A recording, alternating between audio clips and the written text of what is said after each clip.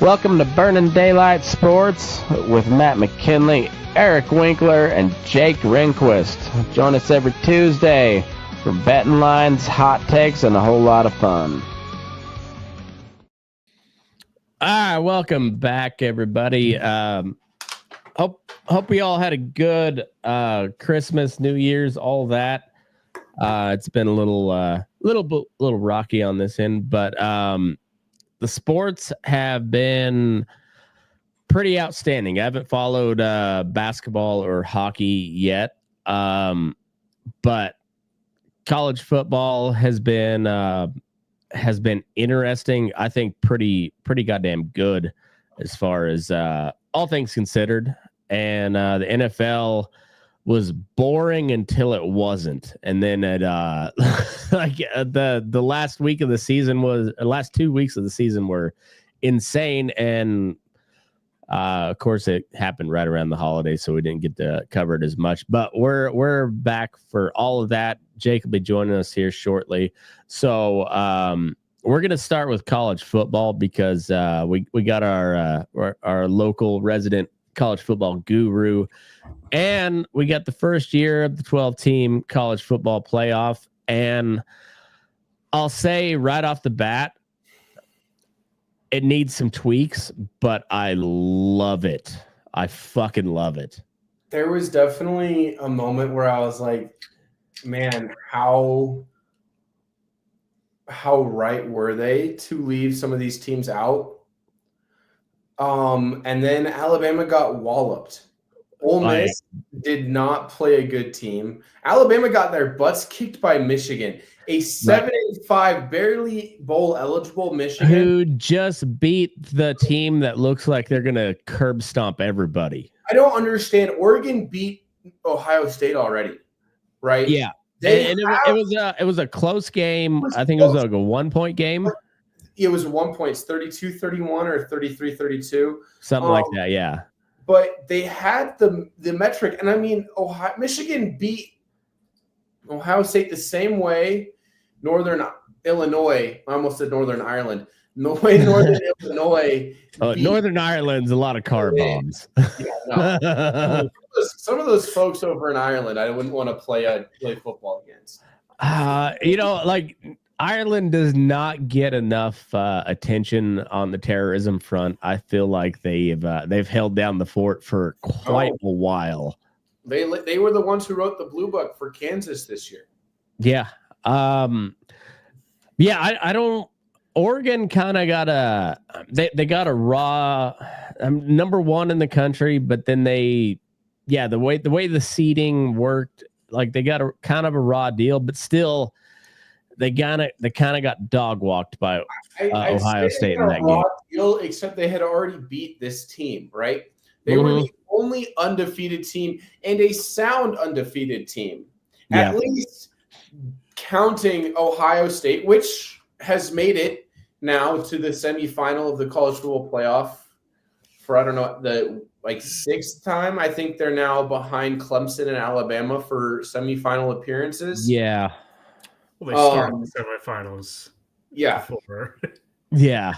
And so it's very interesting. Now talking about Oregon and then parlaying that, we thought Oregon was so good. Well, then Boise State got dog walked by Penn State, a team that everybody has been talking shit on, who's not been able to perform.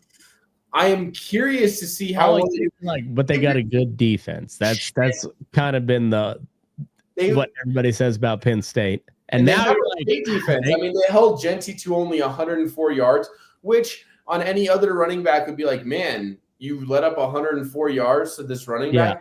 That was his lowest by 23 yards. Genty is he's legit. I don't know how long he lasts in the NFL, but he's gonna be good. I think he's gonna be a Derrick Henry like player. He could be. He is going to go to a team who needs someone like Saquon, who needs someone like Derrick Henry, and is going to absolutely run over people. I think he has the real big game. In what other world would we be saying, Genty had this running back had an off game? At 104 At yards. 104 yards. And I don't know if you've seen those 3 yards per carry that he's fighting for. He would break on average 2 tackles per run, I think it was. Yeah. Okay, tackles. Penn State just beat their blockers. It wasn't Genty's fault. It wasn't an offensive failing. It was a blocking issue. No, it was a Boise State issue where they got to Genty. They don't have the talent and the depth to keep up with Penn State. Like Genty's all world. That dude's, I mean, he's insane. But and they've got a good offensive line, starting offensive line. Yeah. But after that, it's I mean, but that you got isn't there, and Boise State. You got Boise State talent. Boise State's arguably the best Group of 5 team. Mm-hmm. Relatively year in year out. Boise I think so. Now they're going to be in Pac-12, which I'd argue is now Group of 5 as well. You have Washington State, Oregon State, 7-0, and then lost 4 of their last 5 to barely do anything. I don't understand. Did they win their bowl game? No, I don't think they did. But I may be wrong. Let's see. Because they had an earlier one. Also, Montana State lost. They were the only undefeated team left in D1 college football. They lost to North Dakota State last night. Oh. Yep.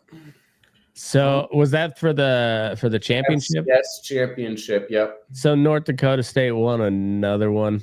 10 in the last 14 years, and they're, according to their AD and president, there is no reason for them to leave FCS. The Mountain West sent them a very, very good offer because we need talent. We just got Northern Illinois, who granted finished 8-5, 7-5 in the regular season, and beat Notre Dame. But we just got Northern Illinois to come over to the Mountain West because we're refilling because Colorado State and everybody else decided that they were too good. Boise State's the only one who was good enough to leave the Mountain West. Man, you're just mad you didn't get us. Yeah, no, we have state in our name. No, you don't. Colorado's State, all right? Yeah, no, Washington State lost. Well, I mean, if you had more than the 53 people required for a college football team that lived in the state of Wyoming, you probably would have got an offer, but it is what it is. I just spilled Dr. Pepper and rum all over myself to throw you off. Dr. Pepper and rum? He's in college. He's in college. So I'm in college. Granted, thank you, Matt. But I bought a bottle of Tin Cup to make barbecue sauce with, and I haven't yet smoked the brisket. I was going to go with it, but I'm down to 3 shots of the whiskey. And I was like, I don't want to drink it all, but I need something to drink right now, so I'll throw in some rum. And it's nice. Good. I have Dr. Pepper is the best mixer, and no one can ever tell me otherwise. You can make anything with it. But back on track, Washington State lost 52-35 to Syracuse. Syracuse and Kyle McCord kicked their ass. They got dusted by the Orange. And it makes sense in the fact I grew up watching Washington State play, but it doesn't make sense for the team that they had and their ability on the field that we saw against good teams, how this fall apart at the end. But I guess that makes it they lost 5 of their last 6 games, not 4 of 5. Oh, even worse. Yeah, they started out 7-0 and finished 8-5, and they lost to Wyoming. And normally, last year, if you said, "Oh, they lost to Wyoming," I'm like, "Yeah, fuck you. We're a good team." Wyoming was not a good team this year. If you lost to Wyoming and you were not also sub 5 wins, man, you suck. All right, so. To be fair, Colorado State was not a very good team this year, but they had a pretty decent record. Well, Like, actually, I'd argue against that. I'd say that Colorado State had the talent to be a third place team in the best group of 5 conference. I say fair enough, but they weren't that good of a team. They were better than Louisiana, who finished at 10-2 and then got their asses kicked in the bowl game. I'd say that they were better than – I wouldn't say they were better than Memphis. Memphis got snubbed.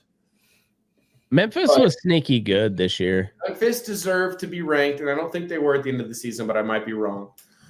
I'd say that they were on par with Navy. Navy looked really good until they didn't. Well, right, but that's how Colorado State looked. Right.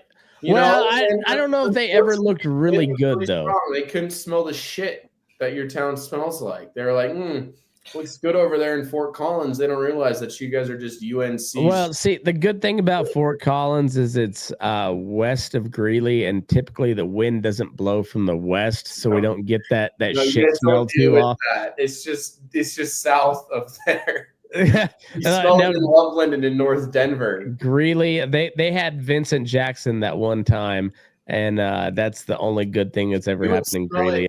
I grew up with a buddy of mine. We played football at recess.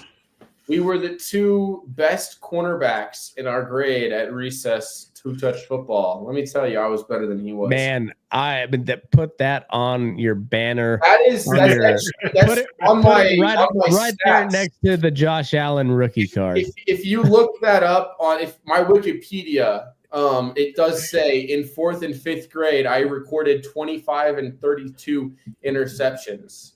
Well, know this. Very good. Champ Bailey was my icon. All right. If Donald Trump ever gets on Cameo, I'm paying that bitch to brag about your grade school. Donald Trump is going to try to annex Greenland, Mexico, and Canada and get impeached. And then he's going to go, I might as well just do Cameo now. My son thinks it's hilarious. He might just buy a college football team after that, too. It might be the only thing I'd appreciate Donald Trump talking about were my elementary school football stats. I mean, but if you got a cameo of him bragging about your elementary school 2-touch football accomplishments, that would be pretty awesome. My recess football. No, but this kid I went to elementary school with, grew up with, he played at UNC for like 3 or 4 years. Milo Hall, he played at Creek. Might have been at a too big. Where did you grow up, Matt? Oh, we played 8-man football, so. Yeah, so we were Creek was 5A. But Creek was good. Like they played. What high school did you go to? I went to Creek for my sophomore year. Oh no shit! I went to Spooky Hill. Okay, so you know Creek, Jake. See, I was on the impression that you went to CSU from Detroit, which was a decision I questioned but didn't judge. But he went from CSU to Detroit and raised the per capita IQ. Of course, well, you raised the per capita IQ in Fort Collins if you were there, Matt. Oh, well, fair enough. I raise the per capita IQ everywhere I go. That's true. I mean, he's Indian as fuck. You're the first person who's ever said that. I know. I thought you were black for the longest time. Rehnquist. I didn't know the difference. Doesn't scream Indian. I wouldn't say. It's not. Indian. But yeah, I had a buddy who went to UNC out of Creek, and then Milo Hall, he was our running back in 2014 for Creek. He led them. He had a little bit of a Michael Jordan game in the state final against Valor. He had the flu and rushed for 120 yards and 3 scores, and we beat Valor. All right. That season, we beat them, and we were down 17-0 at half. We beat them 33-17. That was a great game. I had a cousin who went to Valor. Valor isn't that where the McCaffrey kids went? Yeah. Freaking Jake got me a signed Eddie Mack picture for Christmas. Yeah. Shut up. Nice. That was awesome, man. I showed up on Monday, I guess, and so I was gonna text you. I was like, "Oh, we're doing a podcast." I'll tell you then. Yeah, it showed up. That's awesome. Yeah, and so I got Jake the Scooble rookie card. Yeah, that's great. I love that, man. Thanks. Yeah, you bet, man. I was telling Eric earlier because I got him the Josh Allen rookie card, but as Josh Allen's in his Wyoming uniform, nice. It's pretty dope, and so I was like, I'm gonna put at $25 limit, and I think yours, Jake, cost $28 with shipping. I think all told, Eric's cost $10. It was $1.99 for the card. And I thought it was a dope ass fucking card. I thought it was worth way more than that. Josh Allen might win MVP this year in his rookie card. It's limited edition Panini because Panini has one in his rookie uniform too. Fuck yeah. This is a limited edition Panini one and it costs $60. No way Josh Allen should win MVP this year. I'm just saying we're looking at a Bills team who might be the best Bills team in history, and that's including the 4 years they went to the Super Bowl and lost. I think Josh Allen is in the MVP race below Lamar, above Jaden Williams. Jaden Daniels. Daniels, thank you. I was like, it's not his last name. But above Jaden Daniels and below Lamar. However, the Ravens kind of had a rough stretch at the end of the season. The Bills did not. Too. And you can't count this game against the Pats because they arrested their starters. Okay, fine. I get that. They thought they were going to win. The Pats should not have won that game. They had the number 1 seed, their number 1 draft pick. And they were like, let's beat the Bills. And Gerard Mayo was like, let's beat them. And then lost his job and the number 1 pick.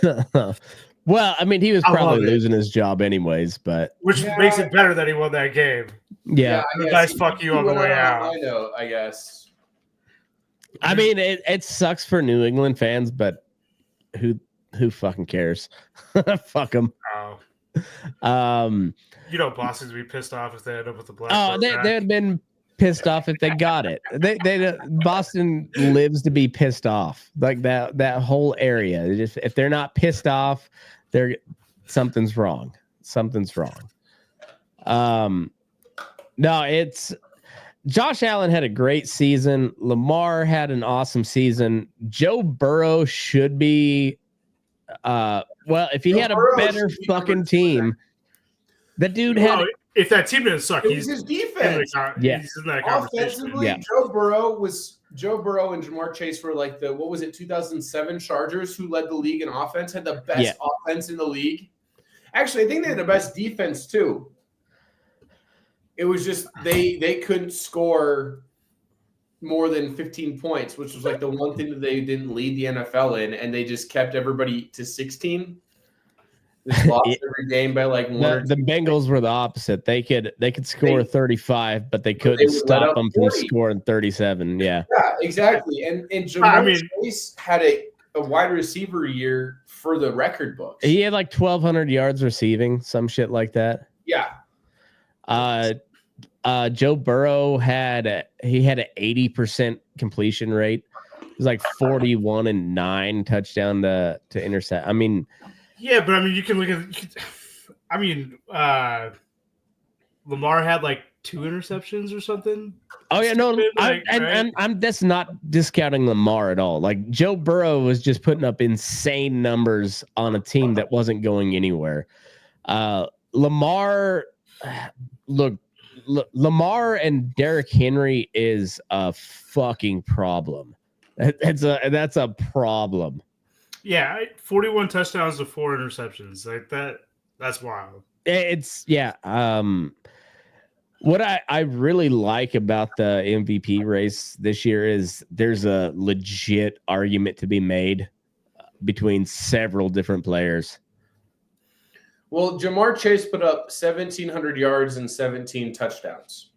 That is 1,700. I thought it was only 12. That is 100 yards and a touchdown per game. That's ridiculous. That's stupid. Yeah, it is absolutely stupid. Now, Joe Burrow has put up. I think he had a 4,000 yard. I don't want to hit Jake Browning. I think he had a 4,000 yard season. I'm pretty sure. Yeah. It was like 45. It was 5. Okay, so he was close, but 4,900. 4,900 yards with 43 touchdowns and 9 interceptions.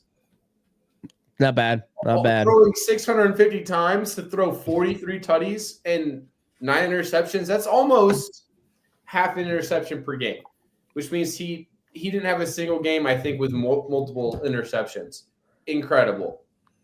Yeah. He's Joe Burrow's elite, and he's being wasted in Cincinnati.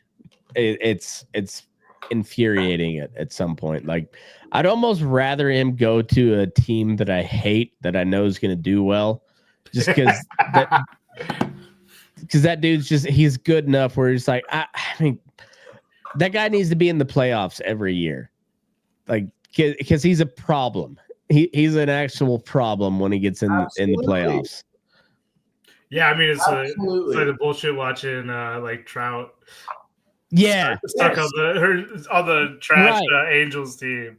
Right. It was like, it had to been like, we were a little bit too, we caught the tail end of the Marino era, but like, it had to be the same thing with like Marino, like one of the best quarterbacks to ever live, and just like never really in the conversation. Yeah, definitely. Yeah. Burrow was there the one time, and you're just like, man, he's probably not getting back. I mean, not in Cincinnati, I don't think. I don't know about that. I mean, you look at this Cincinnati team, and they've got Logan Wilson at linebacker, a great Wyoming product. I'm going to. How could he not win it all? Oh, but you've got a team, a good team. You've got a solid backup quarterback in Jake Browning. You have, I think the only issue is their running back room offensively. I mean, the offensive line. Well, yeah, I guess when you look at it, and you've got. It's kind of where it starts. There's also the defense that is just trash. Yeah, I mean, the defense is also apparently except for middle linebacker. Yeah, no, it just starts looking at this. He's a Wyoming good linebacker. Oh, they have a great linebacker. He's a Wyoming 10. But I'd argue they don't have a running back over 1,000 yards. And they don't have it spread around. It goes 990 yards and then 242 and then below that. So you need a solid running back core. And then you need to have maybe a little bit more spread of the football. Jamar Chase had 1,700 yards, and then T. Higgins had 911. That was it. That's not bad. I don't think they have a big problem with offense. Iosivas had 479. I mean, when you look at it average-wise, the lowest average in the entire receiving room was 2.6 for Khalil Herbert, who was a running back. Fine. There was one guy who had a 2.0. He was a defensive end. I don't count him. That was a big man touchdown. But I mean, they have a decent defense. Like on paper, it's. But they give up like 30 points a game. Yeah. Yeah. It's I mean, I don't know.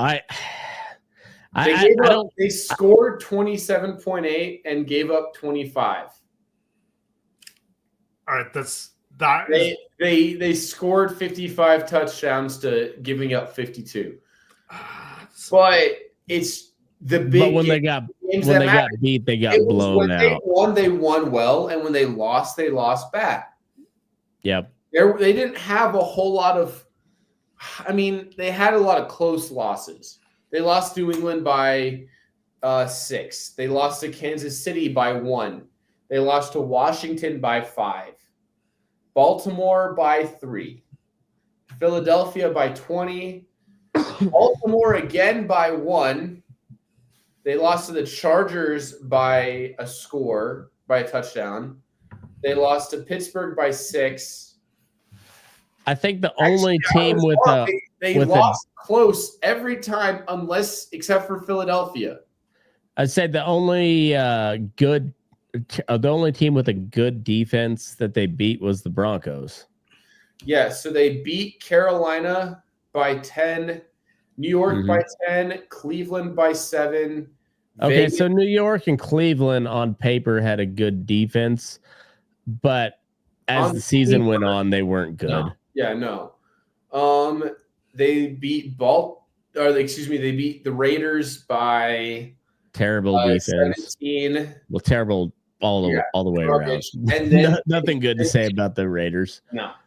And so then they finished the year out on a 5-game winning streak, beating Dallas by not a good defense. 7, Tennessee by 10. Not a good defense. Cleveland by a lot. Cleveland by 22.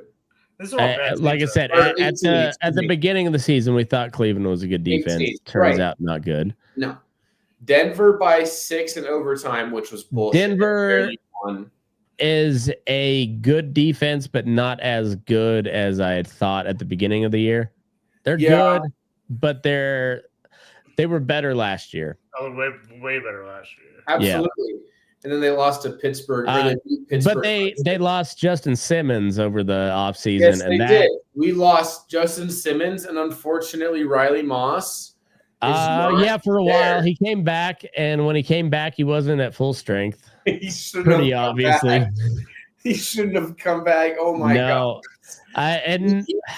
He put us back several years. You don't realize how good a safety is until you lose a good safety, though. Like Justin Simmons is pretty fucking elite, and you don't be the best safety currently playing right now. You don't realize how much he adds until he's gone. It was kind of the Super Bowl year. Was it TJ Ward that was the strong safety? Yes. Yeah. Like stats wise, not the biggest flashy person, but like on the field, like that dude was a beast, and when he was gone, it made a big difference. Yeah. And Simmons is the same way. Yeah. Like that defense is still pretty good. Not as good as it was last year. And Justin Simmons is a big part of it. So the Broncos finished 10-7. Right? 10-7. 6 wins more than I thought. They finished one more win than the Bengals and managed to squeak in the best division in the AFC into the playoffs. Now, Joe Burrow threw for almost 5,000 yards. They had a 990-yard running back, and a 1,700-yard receiver. Their top guy for tackles had like 143, and their top interceptions was like 6. Now, the Broncos made it in the playoffs with a 3,700-yard season from a rookie quarterback, which is great. A 500-yard season from the running back, who wasn't even 513. He was less than 100 yards higher rushing yards than Bo Nix, our rookie quarterback, had. That tells you how little we ran the football, but also how little we threw the football. Yeah. Cortland Sutton had 1,081 receiving yards. Byron Jones had 115 tackles, and Surtain had 4 picks. I would not say this is a playoff team. This is a team that looks like it should be doing better, but Bo Nix only threw 29 touchdowns and had 12 picks. Joe Burrow. There was more than one game. And 9 picks, and he missed the playoffs. There was more than one game where Bo Nix had negative yards at halftime. At halftime, it was insane. Multiple. And he ended the day with over 200 yards both times. Yeah, I don't know how. I mean, it's very good. It's very good, but this is not the playoff team that the Bengals are. No, they're going to got shafted because they play in the division with the Steelers, who are and the Ravens, right? The Ravens who are good, and the Steelers who perennially make it just just decent enough. And the Browns, if they had not had Deshaun Watson at starter, they'd be fine. If they would have kept Baker Mayfield, they'd probably still have a pretty decent team. I would be talking about the Browns. If Jameis all year, they probably would have done better. Even with Jameis as day one starter, probably would have been at least in the conversation. Maybe not making the playoffs, but in the conversation. Yeah. Just the sheer amount of talent they had. Yeah. That is the best team on paper that will never do anything is the Browns of the last like 5 years or so. Like on paper, they got so much talent, not ever going to do shit with it. No. Jake, we didn't cover much college before you jumped on here. We were bullshitting before we went live. So you really jumped in at a good spot because we were just we were just kind of starting to talk shit on college. But going back through the last couple of weeks since we haven't done a show,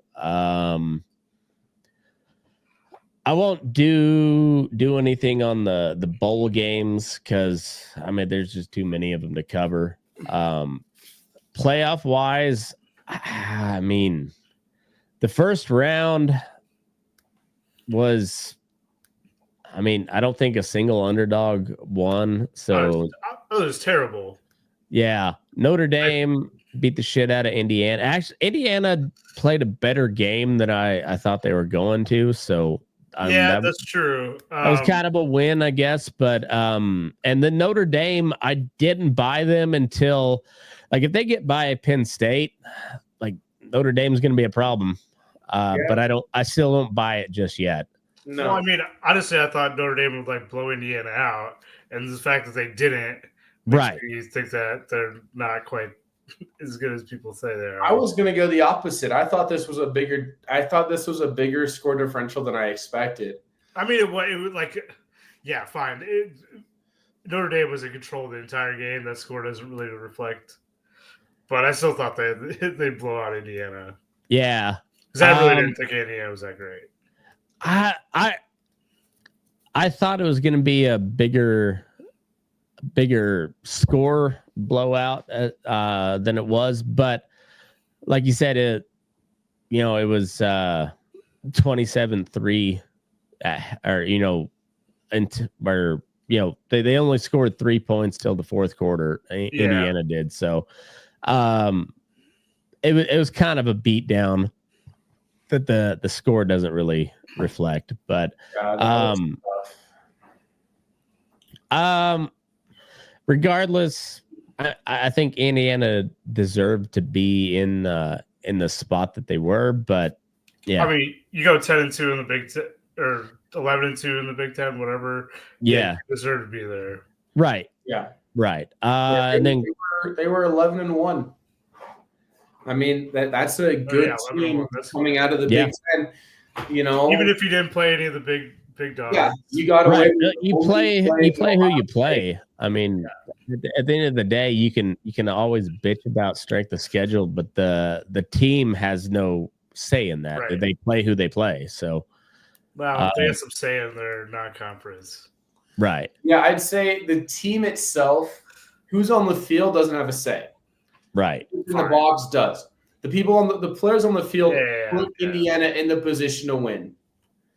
And they did well. They won little games in big ways. They lost rough to Ohio State, and then they came back and made it a game against Notre Dame.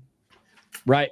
It wasn't a complete blowout. Like I said, it wasn't as close as the score indicates. Yeah. But still it wasn't a complete curb stomping. No, exactly. It wasn't like the Penn State Boise State game or the Ohio or the Texas not Arizona State, the Ohio State Oregon game where it was a pretty big blowout.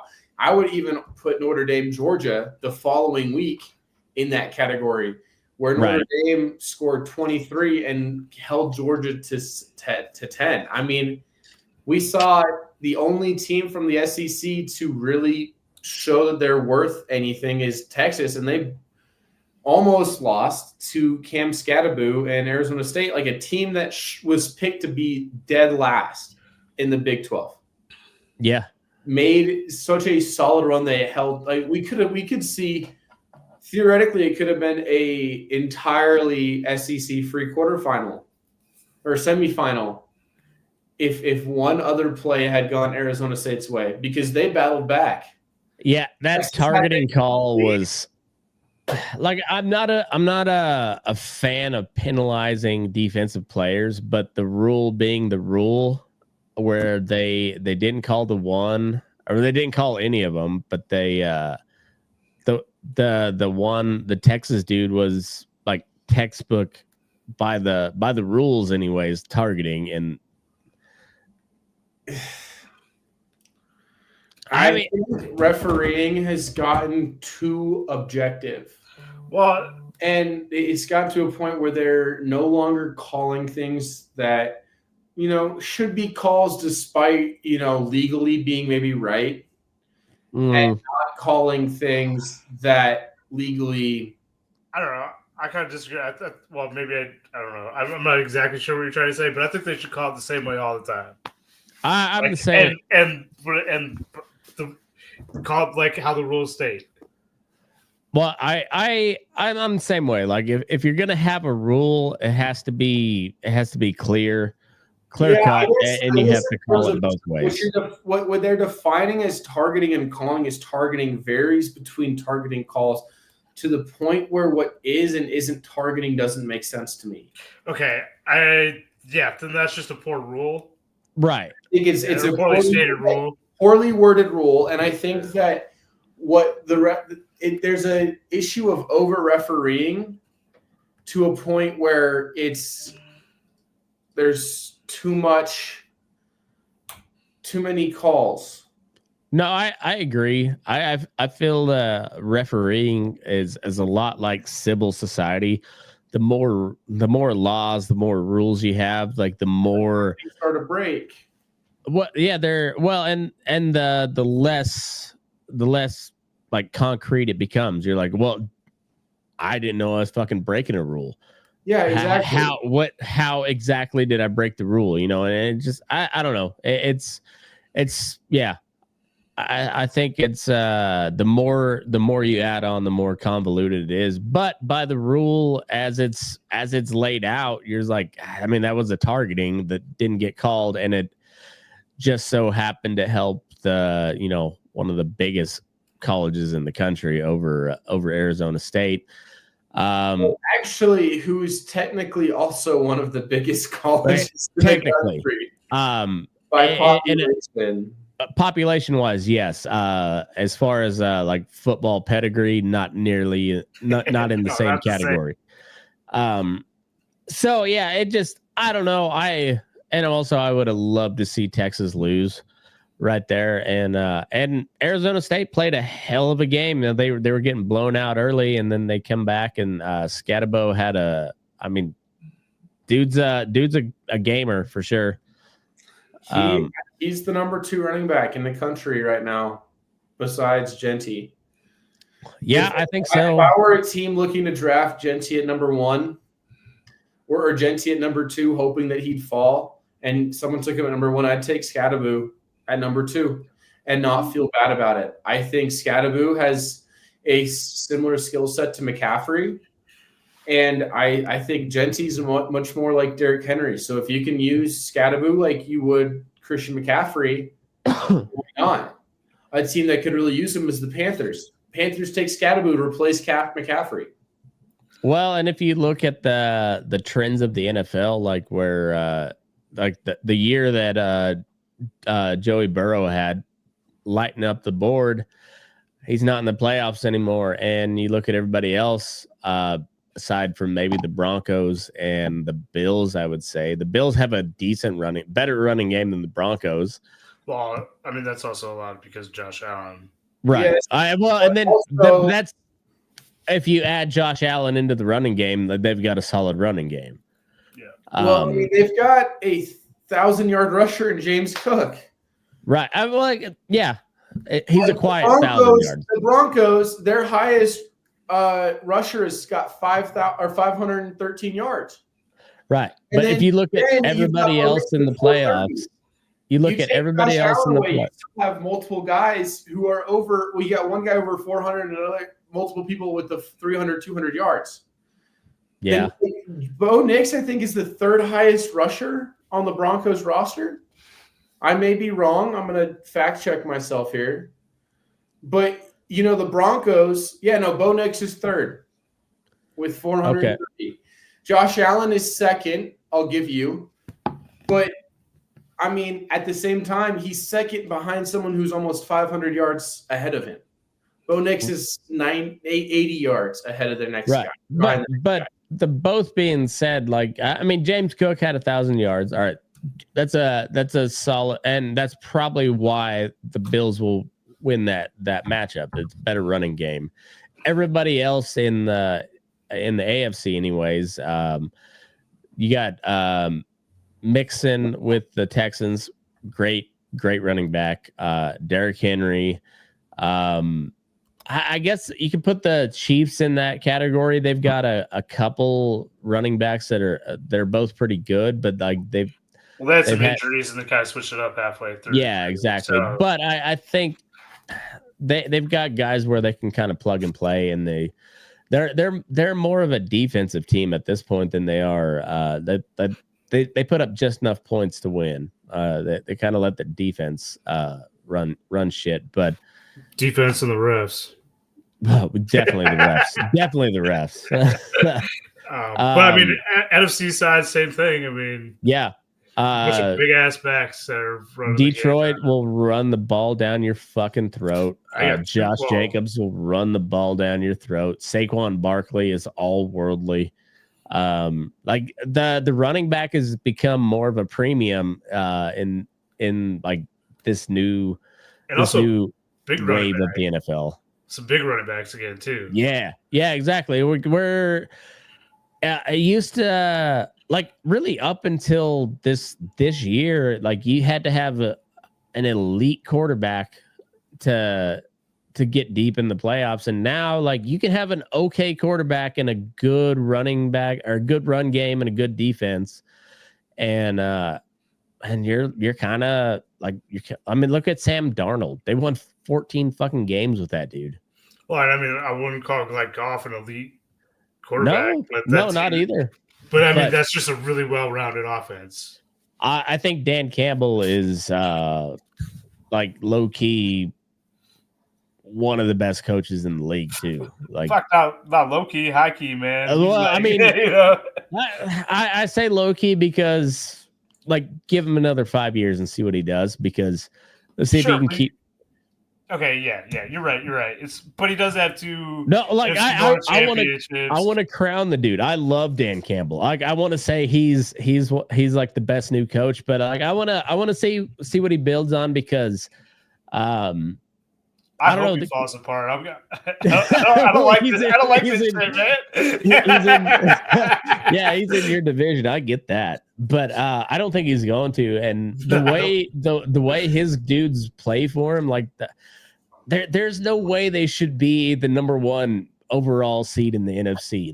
The number of injuries they have, I don't know. Dan Campbell's that's a dude you will follow into battle. Where are we going, coach? I'm going. Lead us there. That dude is he's a maniac. I don't understand he's got that ability like Nick Saban did. And I think with that ability to just bring a decent, pretty good team and put them on that next level. I kind of disagree. I think Campbell's he's so much of a player's coach, dude. He's and part of it is he's got a good team, but I think he also brings out the best in some that's what I'm saying. Backups too. He's got. Well, I mean, you look at what Saban, and I only say Saban because Saban is one of the best coaches of all time.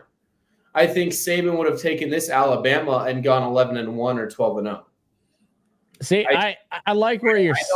I like what you're saying there, but I think you're missing the comparison. He is the chesty puller of the NFL. I think that's the comparison that I was missing. I think you're right. Yeah, because you're like you give a Marine 2 Marines. You're like, hey, we got chesty puller and 2 knives. Let's go fight Japan. And they'll be like, fuck yeah, let's fucking. I'd say we're winning that battle. We got chesty puller leading us. That's kind of Dan Campbell right now. Like we got a grenade that might work and a Swiss Army knife. Let's go invade Russia. Yeah. I mean, who are they going to end up playing? They're going to have to play Philly at some point, and Philly looks good. Yeah, Philly's got to get back to the pastures next week, though. That's yeah, I wish I could. Oh no, I think I can see who they're supposed to play. Theoretically, between the Rams and Vikings. I like the Rams in that game, honestly. We'll play lowest remaining seed, so it's between the Packers. It could be the Vikings, it could be the Commanders, and it could be basically anybody except for the Eagles, because the only time they're going to play the Eagles is in the AFC Championship or NFC Champ. Yeah. So I mean, you put them against the Vikings, I'm going to say they're going to win that. They've already won that, I think, right? They beat the Vikings twice, haven't they? Yeah. So they've already stopped them on Monday. What's one more game? The Packers? I don't think the Packers beat them either. I like the Packers. I don't like them against the Lions. If the Packers get a third chance at the Lions this year, I swear they're winning. You think the Packers?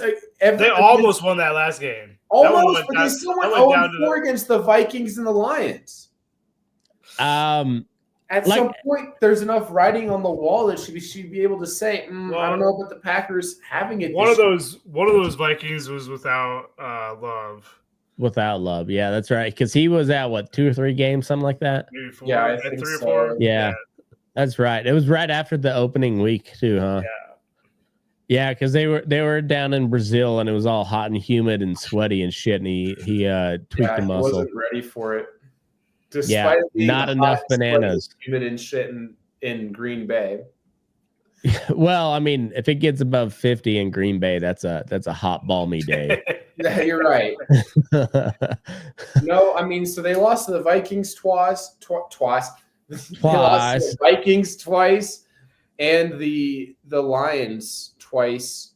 And those were 2 of their 6 losses. The other one coming against the Bears and the Eagles. Now, I say that it matters that they lost to the Bears, but it doesn't. They lost to the Bears after they rested their starters because they didn't rest their starters. Love got hurt. Well, that's right. Love came out, and then and Watson tore his ACL. Yeah, and it's a division game too. It's even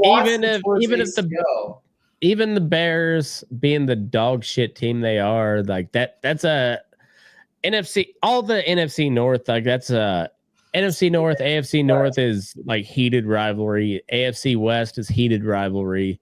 The rest of them are kind of whatever. But NFC North is, I mean, that all those games matter. Doesn't matter how shitty any of the teams are. Like those are going to be tough games. So I discount the losing to the Bears just because of that. Well, and I think it was the last game of the season. They had clinched. Yeah, well, they'd already clinched a spot in the playoffs. Yeah, but they could have not had to play the Eagles.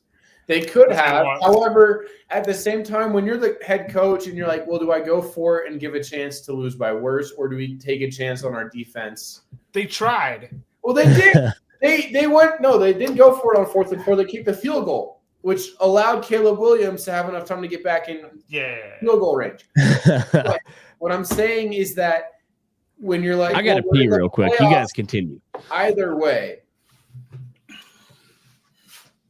Yeah, I'd take the points. I would not risk injury to my backup quarterback. Love, I think, is coming back for the game against the Eagles. Oh, absolutely. I think they just didn't put him back in. I think if that game if that was a playoff game, he would have come back. Yeah. Now Christian Watson's out. If he plays with a torn ACL, that's stupid. But I think there's no way they'd play him. No. He's been limping around anyways. There's no way he's playing now. He was already hurt coming into this game. Which is rough, but I think they can get away with it just because he's been hurt before and they still were playing or they're still winning games. So I think that'll be fine. I don't know. Let's see. I don't know what happened. What's going on with Love?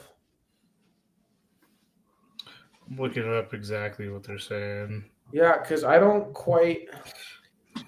Who lost? Yeah, all they're saying is that they lost him to injuries. They should have. It was his hand. It was like hand, arm, something. I'm not sure. Like it was a weird looking play. Well, if it had been Bo Nix, he would have thrown it right over them mountains. But what mountains? Rib Mountain.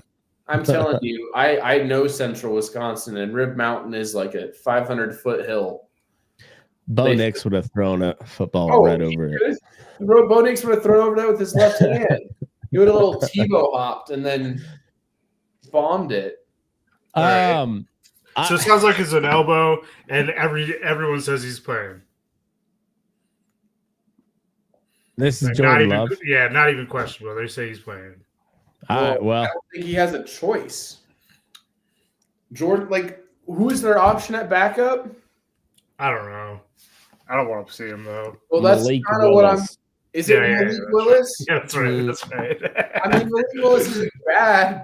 He did win like 2 games while Love was hurt. Well, I mean, if they get in the red zone, I like Malik Willis. I mean, he can run. Yeah. But I don't really want him to run it. No, but they got Jacobs. Just run him. Yeah, for real. you do have a top 5 back in the league. Just hand that dude the ball most of the time. Just not handing it off to Marshawn. Right. Come on. That was that was as stupid of a decision as Hitler declaring war on England like that. Well, either way, I argue it was as stupid. This is like Russia, I was gonna say it's like Alexander the Great trying to invade Russia in the winter or Afghanistan. Yeah. I mean, Alexander the Great went to Afghanistan, got his butt kicked, and didn't write about it. Yeah, just historians who wrote about it. I mean, it's that dumb of a decision, and theoretically, it's nice knowing that the Broncos handed the Chiefs one of their only 2 losses, but it also does suck knowing that we didn't beat the Chiefs. You beat a JV team. The B team. They did beat them soundly. I mean, beat the brakes off of them. But in terms of if we were doing this European soccer with the Champions League with the aggregate, we beat them. What was it? Did we lose 15-16 or? I don't. It was a blocked field goal. I know that. Either 15-16. It was 16-14. Okay, so 38 plus 14 is 52. But they didn't. Oh, you can't count that. They didn't play their 16. In total this year, we outscored the Chiefs 52-16. No, so, you lost to the Chiefs by 2. You beat the Chiefs backups by 38. In total, we beat the Chiefs. The backups weren't wearing the Chiefs didn't play on Sunday. The backups were wearing a different uniform. Hey, I mean, doesn't take me much to beat the shit out of my little boy in wrestling, but I'm going to let him know every time when I win. It may not be impressive, but he's going to know. Shit, put him in a Chiefs uniform. You guys can beat him again. They might have actually put up a fight in that game.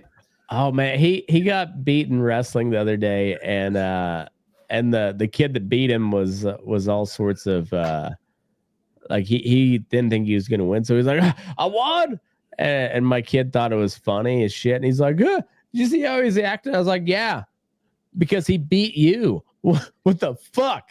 You know?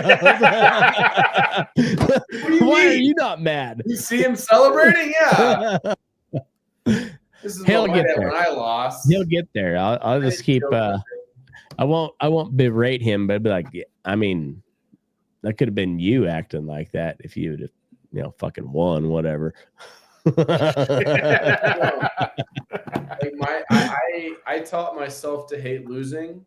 I know a lot of other kids who were taught to fear losing. I think the Broncos started to fear losing, which is what made us losers. Now we're back to hating losing like we were with Peyton. See, that's why I love wrestling as a sport, because and everybody will say, oh, it's gay as fuck, but there is nothing that sucks worse than losing in wrestling. Losing after some guy mushed his sweaty balls right. Yeah, like when you got some dude's nutsack in your face and you can't do anything about it, it is the worst, most humiliating loss. And so you're like, no, I ain't doing that shit again. You ain't pinning I don't care if you beat me by points, but you ain't pinning me. Fuck you. And I don't know. It just, wrestling sucks worse than any sport to lose in. Like even in like boxing or MMA, they can hit you in the chin and you're out. You don't even know what the fuck happened. Wrestling, you know what the fuck happened. Like I said, when some dude drags his nuts across your face and you can't do anything about it. Yeah, that's you're not doing a great job of selling this for. Hey, it makes tough people. Makes weird people. You're not wrong about that. But hey, tell me somebody who achieves shit without being weird. I don't know. I wrestled for a little bit. So you're feeling it deep inside. You're like, yeah, it fucking does suck. I also didn't like it. Yeah. For reasons that you just explained. Yeah. I know. That's why you get better. That's why I tell my kids, see how much you hate that? Yeah. Do better. Yeah, but even if you're good, it still happens. Yeah, true. Either way, I don't know. It's you're ruining my argument here, Jake. Trying to build tough kids. But speaking of, we in classic fashion, like we take 2 weeks off and now we're all over the board, and I fucking love it. But all right, let's go. We want to hit college football really quick. Yeah, let's because we only got 2 games left, right? All right, so Texas. Well, we'll have 3 by no. 3 left. There's 3 left. Yeah. So we got the 2 coming up, and then the championship. Yeah. This is actually this is pretty neat, I think. So, they're playing in Miami and they're playing in Texas. So first off, Texas, Ohio State. I would normally, after watching the first round of the playoffs and the second round of the playoffs, take Ohio State. Without a doubt, Ohio State theoretically should be the better team. However, this is a home game, and not just like home game on paper. This is a home field advantage for Texas. Oh, huge. That's true. Huge. However, home game advantage, and they've already proven that they can dominate and win well in Arlington this year. I say I'm going to take Texas, and it's not going to be close. It's going to be close. It's not going to be pretty. It's going to be a hard fought. It's going to be a Big Ten win from Texas. It's going to be Big Ten football with an SEC score. We're talking hard fought. It's going to be one on the ground. Quinn Ewers is going to have a game that maybe or maybe not lowers his draft stock significantly. But Ohio State's going to put up points with Jeremiah Smith. Goodness, Jeremiah Smith. The dude is insane. And somehow Will Howard has figured it out despite not really being that great of a quarterback this season, because of Smith has really put it together. And because of they got Chip Kelly calling plays, so that helps. Yes. But I mean, he has a complete team. He has a great running back in Quinshon Judkins. Last year he transferred from Ole Miss. Phenomenal running back there. Phenomenal receiver in Jeremiah Smith. Will Rogers. Did that just like kill a part of your soul to mention that he transferred from Ole Miss? So yes, because following last season, right? I'm always on the Ole Miss hype train. I've got frequent flyer miles, so I ride that train as much as the Wyoming one. That train just goes places. But after Quinshon Judkins, he put up a super solid season, was phenomenal running back. And then when I got the news he was transferring, I was like, oh, that's less than ideal, because who do we have? We replaced him. Bentley the fourth did great this season for Ole Miss. He's the reason Ole Miss won their bowl game by 4 scores. And we got, Jackson Dart got yelled at for putting up an extra touchdown when he didn't need to. But besides the point, Ohio State has a complete team. I just think Texas has a stronger defense and an equal offense.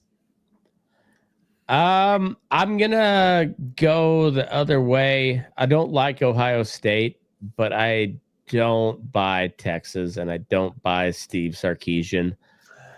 Texas is a better team.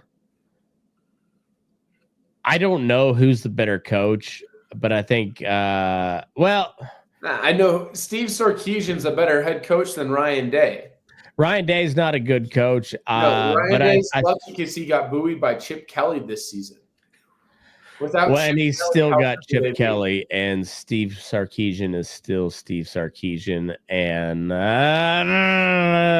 it's Ohio State -5. I'll take Texas to cover. I'll take Texas. I got him +6 right now. I'll give you my score predictions, and I'm going to say, looking at, first off, ESPN has their matchup predictor at 49.4% Ohio State, Texas at 50.6%. It is so evenly matched. I'm saying it's going to be like a 38-35 game, and Texas somehow wins it on a Brett Aubrey field goal. Oh, you think it's going to be a big score? Brett Aubrey has not been great, though. I know. That's what I'm saying, but he's playing at home. Texas has the edge because it's at home. It will be a Big Ten. Do they? How many times has K-State beat Texas in Arlington? Well, enough times that I wouldn't argue that. However, Texas. Now, if it was in Austin, I would agree with you if it was in Austin, but it's in Arlington, and Jerry World is it good for anybody, honestly? Jerry.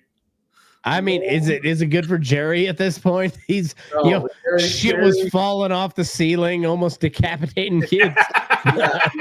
Fair enough. It's a good point. I'm just thinking that Ohio State has struggled. They haven't struggled to the point where they're posers, but they haven't. Well, and their offensive line is decimated at this point. So they did all right last week. Yeah. Get some good luck in the Oregon's game. They beat the shit out of Oregon. So I just put this in right. I'm putting it in right now. They whooped Tennessee. They whooped Oregon. I just think Texas is a better team than both Oregon and Tennessee. Well, either way, putting this in a teaser, I can get Texas +6 over 47.5. I like that a lot. I think your over is going to hit. I wouldn't know about the plus. Texas +12? I would argue Texas +3. +12 is better than +3. Yeah. As long as they don't lose by 13, you're good. I guess. That's true. Again, I will like give my disclaimer again. Maybe I should put it at the bottom of the screen. I don't know shit about betting. When you said plus 12, I thought that was the plus or minus, the differential. I'm just gonna start putting a disclaimer. As long as they don't lose by that, we're good. But plus, I'm gonna put at the bottom. Eric roots for Wyoming and Ole Miss. I took a 13-point teaser. 13-point teaser. 13-point teaser. So it better fucking hit. If it doesn't hit, I'm not gonna quit the show, but I'm gonna stop putting bets. I took Penn State plus 14. Under of 58 for Penn State, Notre Dame, Ohio State plus 7 and under 66.5. I think I'm pretty safe on all those. You better be. I would hope so. If like I said, if that doesn't hit, then yeah, I don't know betting at all, and don't listen to anything I say. Well, I mean, I think that should be a disclaimer all the time, really. Yeah, for the most part, yeah, true. Although I don't know. I generally win. All right. Is that an appropriate disclaimer? Like, am I legally protected here? Well, we're not sponsored by anybody, so yeah, if you're listening to us, that's your problem. I will tell you who will win a football game and why. I will not tell you what bets to place because I don't know what bets are. I'm just telling people what bets I'm placing. Frankly, that's the extent of take that for what you will. Well, right. And there's not enough people here, and the people that are listening to us are not going to sue us because they don't have the money to sue us. So because they bet on my picks. I don't have a job. Like Jake's just like, come at me. Come at me, bro. Paid for this podcast and a football card that costs $10. All right, but that all being said, Eric likes Texas. I think Ohio State. I like Texas, but I like Texas in a close game. I'm not saying I'm going to take Texas to blow them out.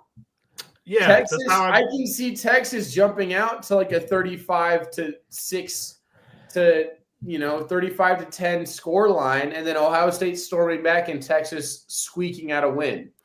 Right. So I can also see Ohio State barely keeping Texas at bay while going tit for tat and just having the ball last and getting. I don't think Ohio State's going to lose by 8, and that's my bet. So I like that. Notre Dame, Penn State. Yeah, all right, let's see. What's that? Two teams that I would not have put in my semifinal bracket. I don't like Notre Dame. I don't like Notre Dame, but I also don't like Penn State. These are two teams that have shown me that all they do is choke. Well, I just don't like Notre Dame like ever. Oh, I don't like them either. Again, I don't like Rudy. Rudy is a bitch, and he can suck a dick. Fuck Rudy. Apparently, according to the folks who were in that movie, or like that movie was about, Rudy did like one cool thing, and he was offsides. The fans were cheering the whole team, and he was just like, "Oh yeah, they were cheering my name." No. Yeah, and he was offsides, and they didn't have replay back then. So anyway, fuck Rudy. Fuck Rudy. Notre Dame. Yeah. I mean, I'm looking, and honest to God, offensively, I'm taking Penn State. Defensively, and Penn State's got a terrible offense, but I agree. Can I tell you why I'm taking Penn State offensively? All right. Their number one receiver doesn't even have 500 yards, and they've played already in two postseason games. Their number one running back only has 50 yards more than the leading running back for Penn State. And Riley Leonard has just just over 800 yards less passing yards than Drew Aller, but Riley Leonard has 2,300 passing yards, and Drew Aller has 3,200. It's not going to be pretty. I mean, I think we might get a little bit of we might see some deja vu of Nebraska, Iowa in 23, where it was, I think the final score was 9-6, and there were like a total of 40 punts. It's offenses going up against two very good defenses. I think Penn State's got the edge on defense. And so, yeah, I like that score a lot. I'm gonna go optimistic and say 13-10 Penn State. Yeah, I'd say under 20. I'd say under 28. I that's not a bad bet, honestly. Like this seems like just instead of 3 yards in a cloud of dust, it's like 1.5 yards in a cloud of dust. Yeah, they're talking about the over-under being 44.5. That's 20 points too high. Yeah, I like the under a lot. I'm looking at these two teams, and they have not won because of offensive talent. No.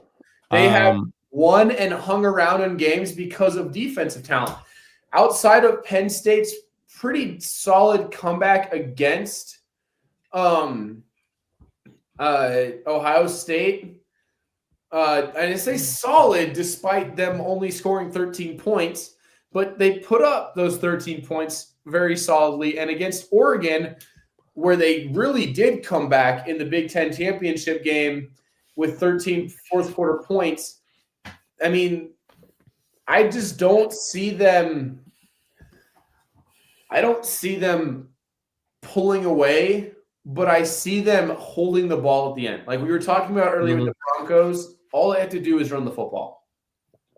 Yeah, and that's get to a back and let Penn State does that pretty well, and they got a good defense. Take it down. Yeah, they got a really good defense. Yeah, I don't buy Notre Dame. We got Notre Dame minus 1.5. I'll take Penn State money line all day. Let me see what the money line is on minus 120. Penn State, I got plus 102. So if you got Penn State plus money, take it. I like that. It says Penn State on ESPN bet at even. I'm telling you what I'm seeing. I don't know what the fuck that means. So this is the site that I use. Explain. I'm eager to learn, but I have no idea what that means. So I took Notre Dame and the under in a 6-point teaser. Let's see. Explain it to like a 5-year-old who just learned English. 5-year-olds should be betting, man. So if you bet $100 on Penn State, you'll win 102. If you bet $100, your payout will be 202. Yeah. So if you bet 100, you'll get 202 back. Okay, so if the money line is even for Penn State, if I bet $10, I will win $10. You'll win. You get your money back plus another $10. Right. Yeah. So that's if I'm betting through ESPN. So ESPN has the money line at even. So bet through DraftKings or whatever Matt has pulled up. Not mybookie.com, and you got plus 102 Penn State. Shit. That sounds like something like. Hey, they are 100% legit in the Bahamas. You can find me on bookie.com. I'm on the internet now. Hey, in the Bahamas, they are the shit. All right. My buddy Tony. I live in Nevada. Bahamas. My cousin Tony's in the Bahamas. He's running his website now. I live in Nevada, where I can go down and place a bet with a casino, but you can't. In Nevada. I know you can't do it on an app because you have to go into the casino, which are all in Vegas, which is 6 hours away, and show your ID. Even if you go like through the what is it, MGM bet? You have to go to the casino. Yeah, you have to go to the MGM and show your ID so you can bet on their app. So I can drive down to Colorado. I can go to Fort Collins and bet on the app, or I can drive 6 hours up to Billings, where every street corner has a different casino, and go bet there. Yeah, or you can go to mybookie.com and deposit crypto so it doesn't put a flag on your debit card. Except I don't buy crypto. Because it's overseas, you know. But yeah, no, flag your debit card? Yeah, for overseas accounts, yeah. What about a Visa gift card? Oh, you're good there. You're solid. Put all your Visa gift card money all your Christmas money, your weird on mybookie.com. On mybookie.com with your Visa gift card. Okay. They're not even paying me, but they could if they wanted to. They could.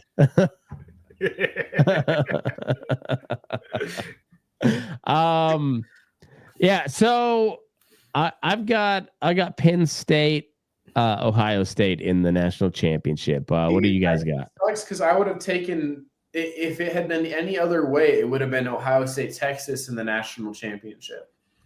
That'd be huge ratings if it was. Two teams right now, Texas and Ohio, Notre Dame and Penn State, don't deserve to be here. I'm going to take Texas and they just got lucky scheduling wise. Tennessee squeaked in because they got lucky scheduling wise. I would even argue Alabama and Ole Miss deserved or better. Of course you do. No, we're better teams than Alabama or than Georgia and Tennessee.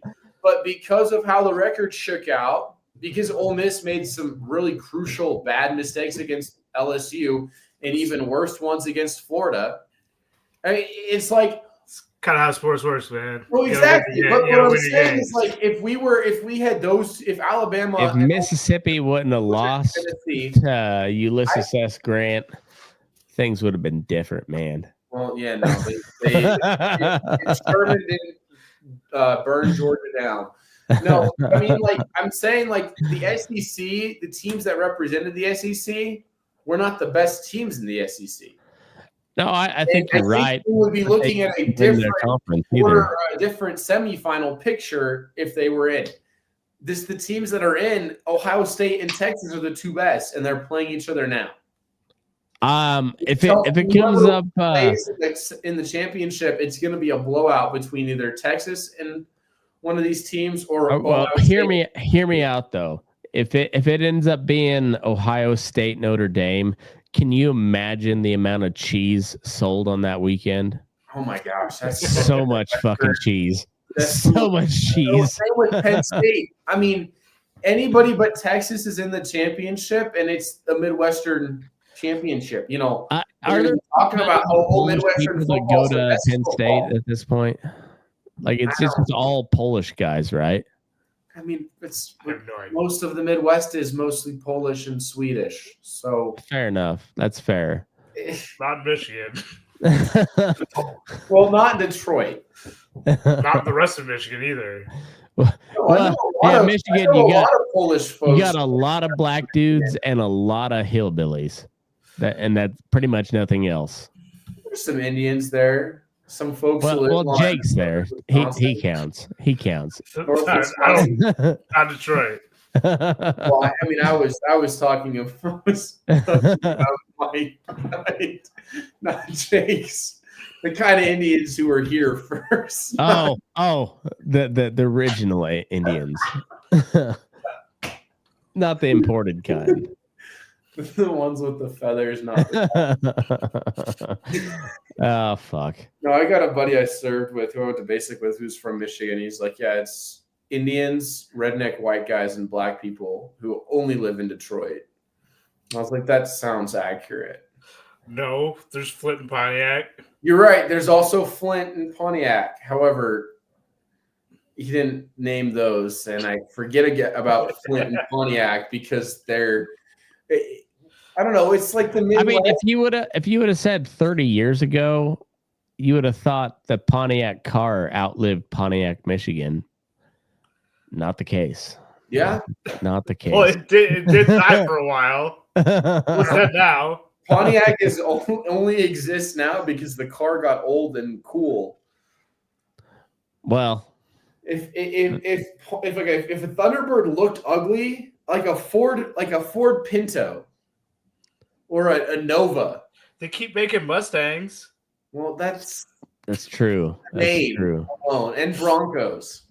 The new Bronco sucks so bad. It's the ugliest truck I've ever seen.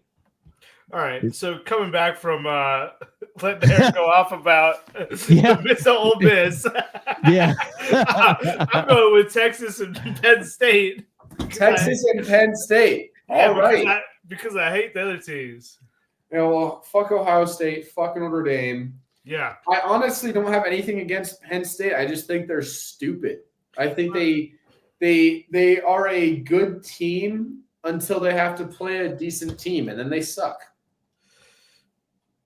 Yeah, I don't buy Notre Dame though. I don't buy them. Notre Dame this year is a fraud team. Penn State's only losses have come against the at the time number 1 team in the country, and I think at the time number 3 team in the country. Ohio State. So here's a better question. Besides Wyoming and Ole Miss, who should have been in that wasn't? Okay, so Wyoming was snubbed. Biggest. They didn't win any games. Yeah. Wyoming would be in the championship already. They wouldn't even had the playoff. They would have given it to us. I think Memphis got snubbed, and unfortunately, it wasn't like anything they could do about it. Clemson kind of had to fill the spot as the 5th highest seed. And honestly, Clemson was a better if you would have put Clemson up against Miami or up against Memphis, Clemson would have rolled. I think. But do I trust a 10-2? I would have taken a 10-2 Memphis over 9-3 Clemson any day. Just because I think not a bad point. It's not a bad point. I think Memphis would have got rolled. Absolutely, regardless. They would have gotten rolled. We look at Boise State. Boise State, everybody a unanimous pick for being one of the best teams in the country.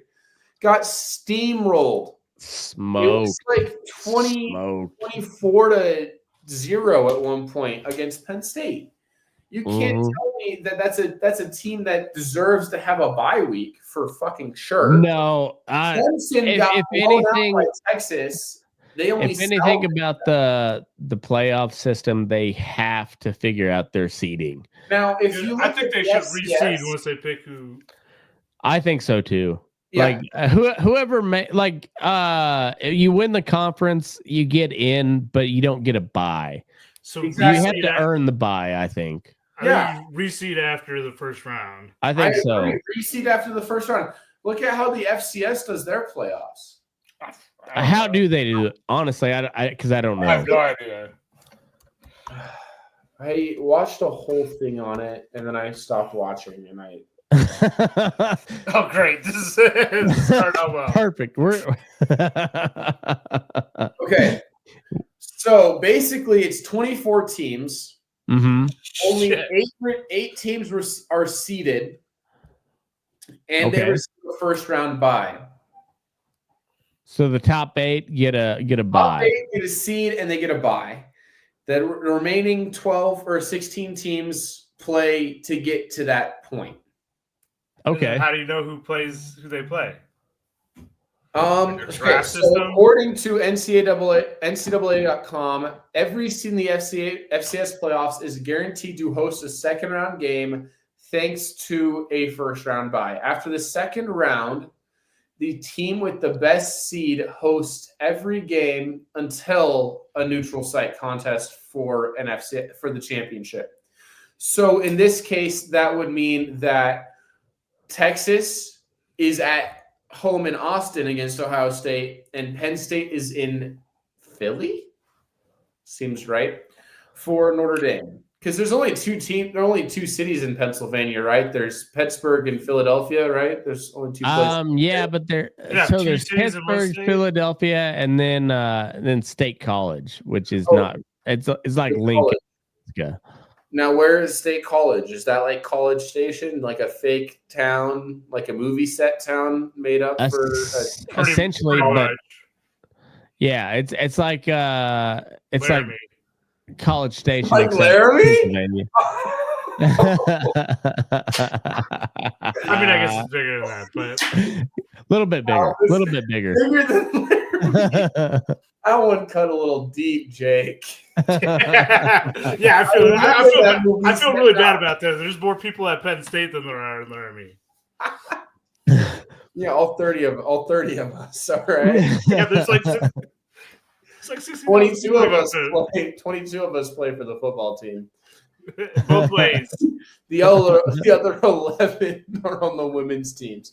Okay, so home field advantage basically is how it works. North Dakota State and South Dakota State, I think, are Sam Houston won in 2021.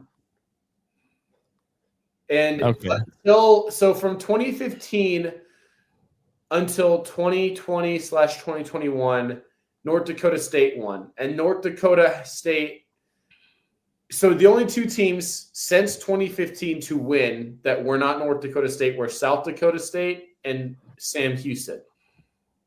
Okay. One of which is now in FBS. Yeah, Sam Houston's Division I now.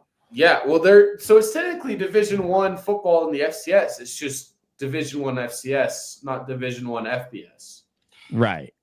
Whatever. Which is the dumbest thing to me. I'd like to bat it better. It's still Division II or whatever. Yeah. Make it D2 and then D3 and then add D4. Make them D4.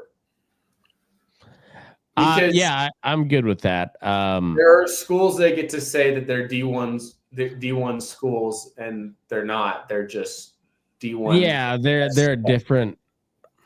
Yeah, North Dakota State is not the same thing as Tennessee. It's just not.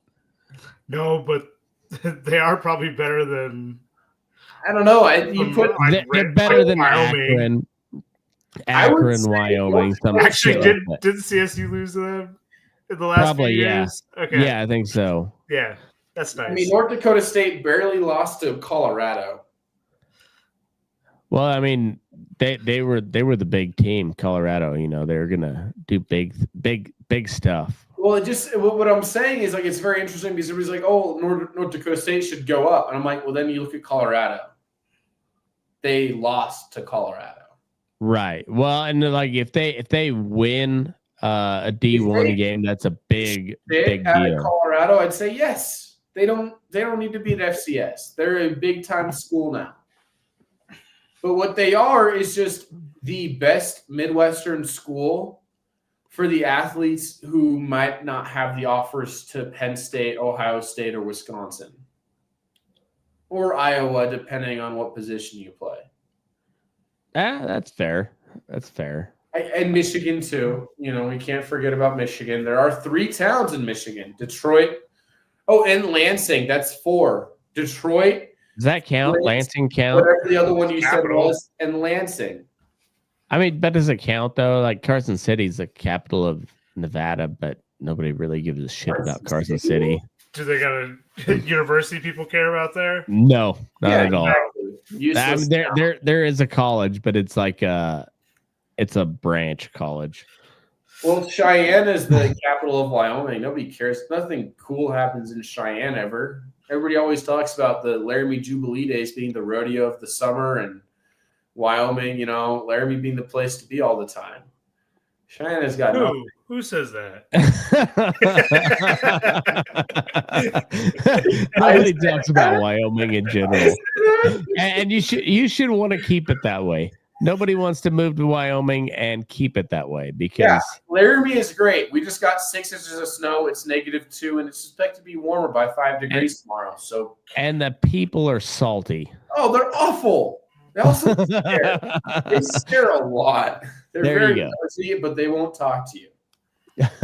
All the nosiness of the South and none of the talking to. So everybody will be talking about you, just not to you. Well, yeah. That's great. Yeah, it's wonderful. Move here. Please move here. Build your giant cities here. We would love it. No one would lynch you. I don't believe you. Last time I went to Wyoming, my boss told me to make sure to strap up. Yeah. That's a good boss. That's a good boss. I learned something that I'm disappointed in my town about, though, is that Laramie used to be a sundown town, and the fact that I didn't know it makes me feel kind of bad, but it also makes sense why we're really bad at sports. What? Yeah. Sundown State, bro. Yeah. You can't have all those studs performing after sundown if they're not allowed in town. No, then everybody would be all the white folk would be single, and then no one would want to stay here. No, Jill, my girlfriend, works for the state, and she's like, yeah, they talk about all the time how we have like no retention in like employment. I'm like, well, you guys fought the federal government to lower the minimum wage to $5, $4 if you're under the age of 18, and you guys live in a place where there's like no infrastructure. Like, if you want your driveway or you want your street shoveled, you buy a snowplow and you do it yourself, even if you live in town. I'm like, oh man, my street got shoveled. That's great. And my girlfriend's like, yeah, no, the guy across the street put on a snowplow. Yeah, you owe him $20. Yeah, I know. I'm like, oh shoot, I should have paid him. It's like, yeah, no. Why is our state the only state in the union losing population every year? Oh, it's because we don't pay anybody anything and we don't offer any cool things outside of one town that's overpriced for anybody who makes under $100,000 a year. Oh, shucks. Well, you got another town, but you got to have a lot of money to live there. Like, well, that's Jackson. That's what I'm saying. The only that's the only one. The only town with anything is Jackson, Wyoming. But you got to have some real money if you want to play there. That's what I'm saying. If you want to go ski there, you got to have money. You want to buy land there, you got to have money. You want to work there, also have to have money because you got to live in Idaho. Yeah, it's cheaper to go live in Crow Agency and commute to Jackson than it is to live in Jackson. That's a 3-hour drive. Pretty much. Also living on the res, but all right. So as interesting as Wyoming apparently is, let's talk about some NFL, maybe. Yes. Yeah. All right, so I've got my picks for this week. All right. Anybody we got LA at the Texans. Texans have been on a little bit of a schneid here lately, and the Chargers are looking really good. Who you got? We got Texans +3. Texans a home dog. I mean, I'm seeing this game as the Chargers are getting healthy. Normally, I would say the Chargers to lose because that's what they do. But I like how they're playing. They run the ball.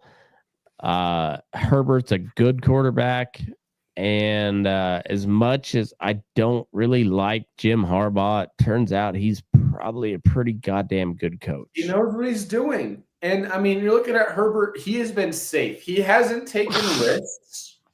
So his numbers are a little low, 3,800 yards, 3,900 yards, 23 touchdowns, but only 3 picks.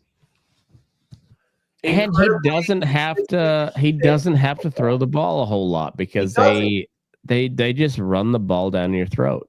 And they're good at it and they spread the ball around. J.K. Dobbins only has less than 900 yards or less than 1,000 yards. Is he still healthy? Because that's been his entire. He is a limited participant in practice today, but he should be healthy by Saturday. So he's not even questionable. So he's good, essentially.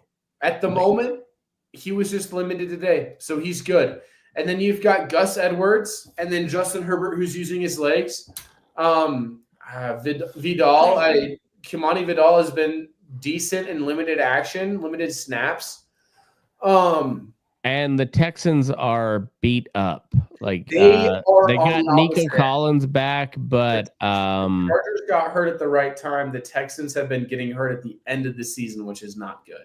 So they still got Joe Mixon, they got CJ Stroud, and they got Nico Collins, Do they have Nico Collins? Because I'm pretty sure Nico Collins is. And who was their other receiver? Okay, so Nico Collins is out. Oh, Diggs. They had Stephon Diggs, and he's out. Yeah, Stephon Diggs is out, and then so is what's his face? Not Tank Dell. Was it? No, I think you're right. I think Tank Dell's out. But Tank Dell is out. Which give me Chargers probably to win by a touchdown. I'd say Chargers. I'd say Chargers +6. Yeah, -6, right? +3 Texans. I think I think this is a touchdown game. Chargers win pretty handily, I think. Yeah. Ravens. Raven. That over-under's at 43.5. I'm gonna take the under on that. That seems really high for a Steelers Ravens game. It does, but the last time they played, there's total is 51 points. That's true. The Steelers can put up some points when they want to, but being happened against the Ravens. Yeah, I don't know. Being a Ravens, they put up 18 and 17 against them this year. A division playoff game. I'm taking the under. Yeah, they beat them 18-16 and then lost 34-17 as the Ravens were hitting their peak.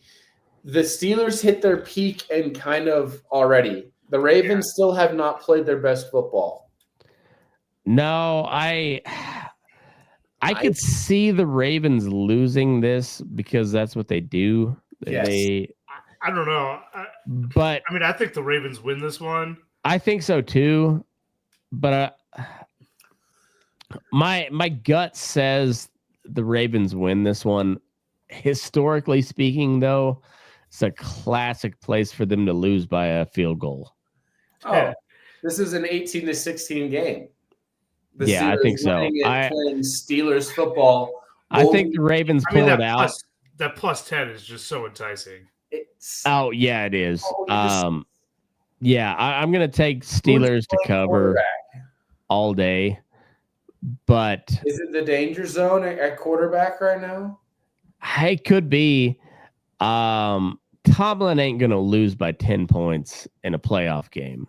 I can almost guarantee that. I'm kind of thinking Tomlin loses this one. They can him. It could be. I still don't think he loses by 10. I don't think so either. But I mean, he's had a hard time getting out of the first round. Yeah, he has. But he has, and they've had a really good year this year. And if they get skunked in the first round, I could see it. I could see it happening. I don't want it to happen, but I don't either. But also, I don't. Pittsburgh, they ain't losing by 10. No, I don't see that. I Pittsburgh covers. I think Baltimore wins this game, but not by 10. Not by 10. No, I agree. I'm thinking Baltimore's going to win by a touchdown. Derrick Henry's going to score the lone touchdown of the game. 17-10 or like a 16-9 or some shit like that. 18-25. I mean, I think each team kicks 6 field goals. The Ravens just managed to score a touchdown on the opening drive with Derrick Henry. I don't hate that, but I'm not going to bet on that. I would take that as a bet. I think I'm going. I'm backing out. I think I might take Ravens -10 or put it in a teaser. Man, I see Lamar passing for 2 and running for 1. I will put this in a 13-point teaser. 13-point, yeah. Oh yeah, and I'll take Baltimore +3 for sure. I love it. For sure, I'm gonna take that. What kind of odds do you get on a 13-point? So 13-point teaser, you got to have 4 legs, and it's -130. Oh, 4 not legs. Bad. Okay, all right. It's not bad. It's not. It's honestly, it's pretty good. As far as the parlays go, it's that's not bad. It's pretty good. Okay. I'm gonna give 2 thumbs up, but you guys are speaking Spanish, and I'm learning Arapaho. So no. Well, all right. So a 13-point teaser takes Baltimore from a 10-point favorite to a 3-point dog. Okay, so that makes you money. Okay. Yeah. I know how underdogs work. That one I've known. Okay. And also you could take the Steelers up to a 23-point dog, and I think they covered that too. They would cover that for. And then you put your under up to 53.5. Yeah, exactly. 56.5. Oh, 56.5. Yeah, 13. Okay, yeah. Yeah. So I like 13-point teasers. So what that means is you add 13 points one way or the other, and or add or subtract. Yeah. So like if you're a 13-point dog, you could take that up to a 26-point dog, or if you're a 10-point favorite like the Ravens, that puts you at a 3-point dog. So if you can lose by less than 3 or less than 4 points, and you're still good. All right. I'm still kind of lost, but at the same time, I don't have to worry because I have money on any team but the Cowboys, and I don't have money, so I'm safe. And they're out. And they're out. They're out. I can't put money on the Cowboys. The Sunday games, we got Denver at the Bills, Broncos at the Bills. The Bills are an 8-point favorite. We got 9-point on my bookie. 8.5 on ESPN. I would like the Bill. I love both these teams. It sucks to root against either of these teams. I know that the Bills are going to beat the Broncos, but I don't think Buffalo's gonna beat the spread. I don't think so either. I think it's gonna be a 27 field goal game. I can see it being a 27-24 game. Josh Allen, Bo Nix does enough to tie it right after the 2-minute warning. We just leave too much time on the clock, and there wasn't anything we could do about it. But Bo Nix hits Marvin Mims for a 99-yard touchdown. Tied at 24. Bo Nix hits Mims for a 99-yard touchdown to tie it at 24 with 1:37 remaining. Josh Allen takes his time, gets him to the 22-yard line. They kick a field goal to win it as time expires. We are happy. We made the playoffs, and that's all we can ask for. You should write a book. I would buy the. Would anybody read it? No. Would it be absolute crackpot? Yes. But I would buy and read the fuck out of that book. There's no way I'm reading it, but I will. What is the book about? I will listen to you. I don't know. On the audio book. That's up to you, buddy. That is up to you. Why am I writing a book then if I don't know what I'm writing about? Well, I mean, just tell a story just like you did. What makes you going footballs over mountains? I'm learning from you. Fair enough. I think don't take Buffalo on the spread. Take the over under. I say go over 46.5. I think that is the best. I think you're going to look at a 27-24 game. I don't think I like that. I like that score.